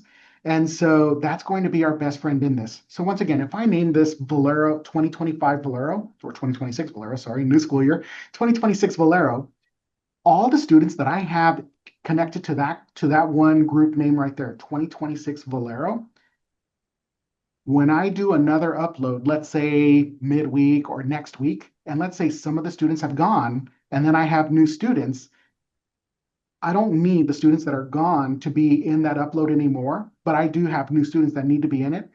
Whatever students I have in there, whatever 20 students, I'm just making up that number. Let's say I have 20 students in there, all 20 of them current as of today, they're in that upload. As soon as that's uploaded, it's going to overwrite what was initially in there, if that makes sense. So even though I'm thinking, oh my gosh, how am I going to delete the students? I don't need to, because they weren't included in that new upload for 2026 Bolero. So that overwrite feature makes things pretty easy for us. That way, we're not having to manually go in and remove kids. But once again, it's a local decision. With that, since I know there's an overwrite, I can go over, as long as I keep the same group name, I can keep updating that as long as it goes, and it'll be up to date. Thank you. Can you kind of talk us through what would be the goal of uploading prior year rosters of students from the prior year for teachers as well as their current roster? Yeah, and I think it's kind of a wacky thing where this is just being a teacher, right? And we all know we come back beginning of the year and I want to know how my kids did. I want to know how we performed. And it's a two thing, right? Number one, you want to know and reflect what worked, what was something that we might need to tweak based on what we did last year. But then you also want to know what are some of the strengths and some of those opportunities for your incoming kids as well. So it's that twofold, being able to go over and see it. So you're going to hear a lot of teachers in the beginning of the year where, you're going to get that request. We get it a lot too right now. Hey, I want to know how my kids did last year. Usually they're in there for a few days. Teachers are really looking at it. And then after a while, it's like, okay, perfect. I'm done with it. Now I want to go over and focus on my new kids. Local decision though. Just really recommend putting that school year in there though. Thank you. I'm going to put you on the spot one more time. Yeah. We have a few minutes. While I take a couple last logistic questions, would you be willing to set up and walk us through how you can add and remove students in CERS now in the sandbox from groups? Let me lower my screen. Yeah. While Joe's doing that, I'm just going to take a couple quick questions. The link to register for the Introduction for CERS training is in your resource guide. It's also on the upcoming and on-demand training opportunities webpage of the CAASPP and ELPAC website. And there was one more about the rollover. If you load up your rosters every year, do they stay? CERS resets every year, usually in August, and all of those rosters will disappear during that reset. However, you can now bulk download all of your existing CERS groups. Then the rollover happens, and then you are ready to just load them right back up, maybe with a change to the group name to show that fiscal year and what year they're tied to. All right, Joe, take it away. All right, and this is where we'll probably need to tag team this one just in case. So I've gone back once again to the administrator tools when we first log into CERS, and I guess it's just a good way to go over and keep seeing us go into the student group feature. So when we want to, and this is a really cool actually update, I just wanted to go over and add that as well. So this is another really great update. So we're over here again. I've clicked into manage student groups. And so we were talking about adding principals or people to go over, be able to be connected to the groups. But let's say that you did have a student come in and you don't want to use the manage student groups process to add or delete any kids. There's a really great feature where if I actually open up these student groups, so I've opened up sample student group, sample elementary grade 1. And so with this, we can actually open it up. I can see all the students in here that have been assigned, but you're going to see an edit group button. And so if I click on that, we can see all the students in here.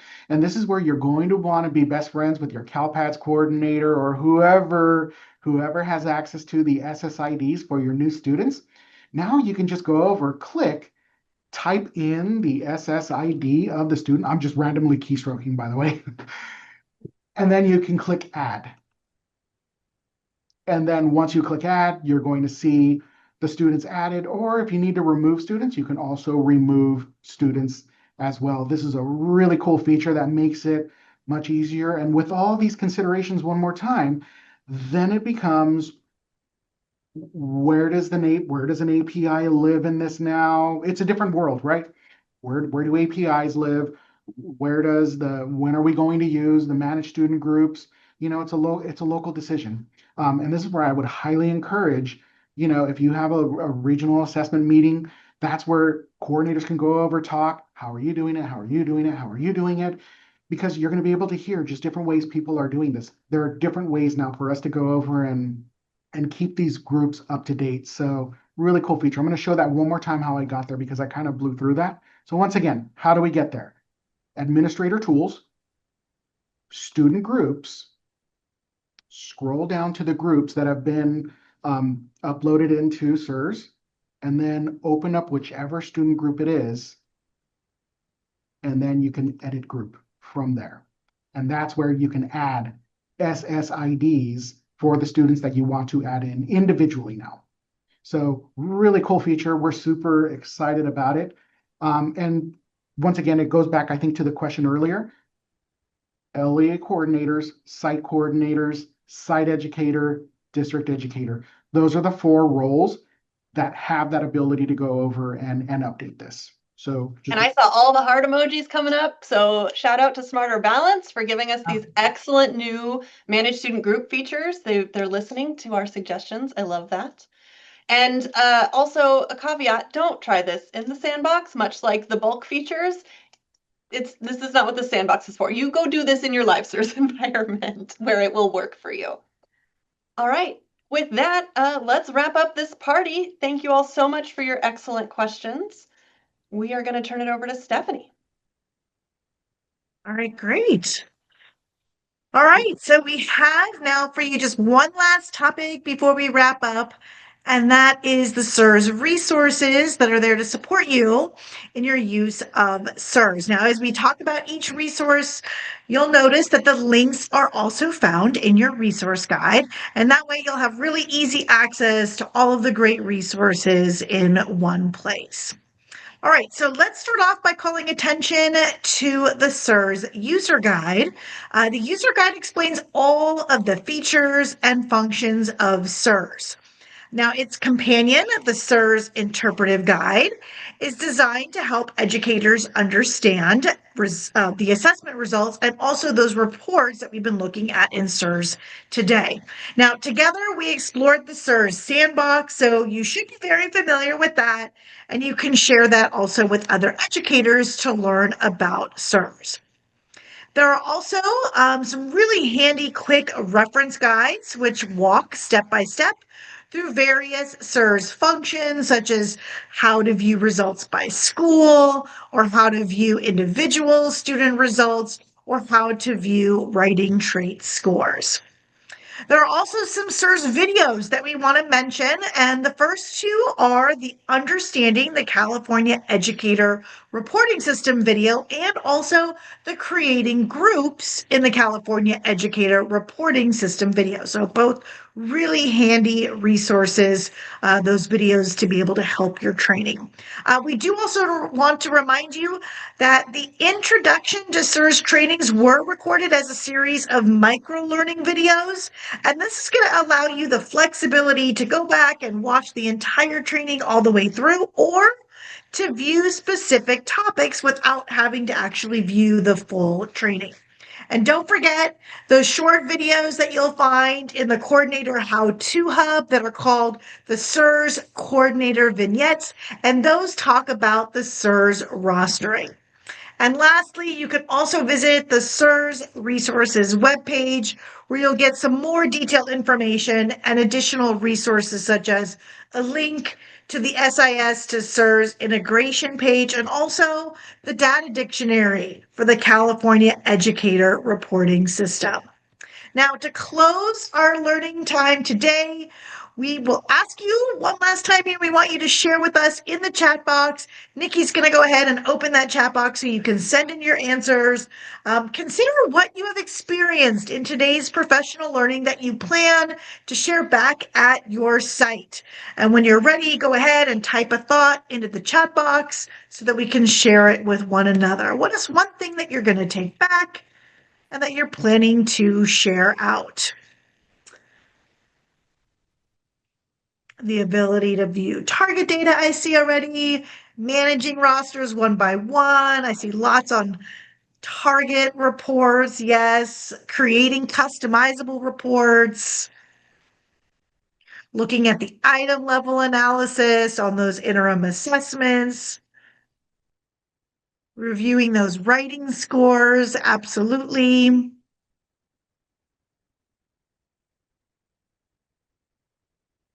Yeah, being able to use the data with your teachers, going over that for data analysis. Organizing this information around how you're going to create your rosters. Lots on those target reports. Yeah, I love it. So much great things that are going to be going on at your schools and districts. We can't wait to hear about it. All right.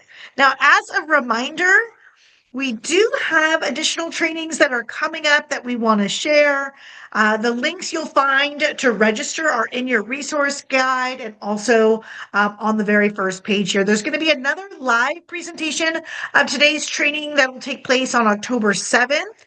2025 from 8:30 to 11:30 a.m. But we also want to call your attention to the introduction to CERS training for a different CERS audience, and that's the introduction to CERS for teachers training, and that's designed for CERS users who have access to CERS data. In other words, teachers who have students that are rostered in the system, and also maybe some other LEA staff who are interested in using CERS, including site or district curriculum staff, or other staff that don't have that administrator role. And so those are going to take place on August 27th, 2025 from 3:30 to 5:30, and also on October 9th from 3:30 to 5:30. So we hope that we see you there. And with that, we've come to the end of our training. My gosh, time flies, right? We hope you found some of this information useful on how to use the California Educator Reporting System. And we ask that you give us feedback. Please take 3 minutes to complete a quick post-training evaluation. We really, really appreciate it so much. When you close today's Zoom, you're going to see a link to the evaluation in your browser. And to close, on behalf of the CDE, the Sacramento County Office of Education, and your training team, we thank you so much for spending your time with us today, and we look forward to seeing you again soon. So have a great day, everyone.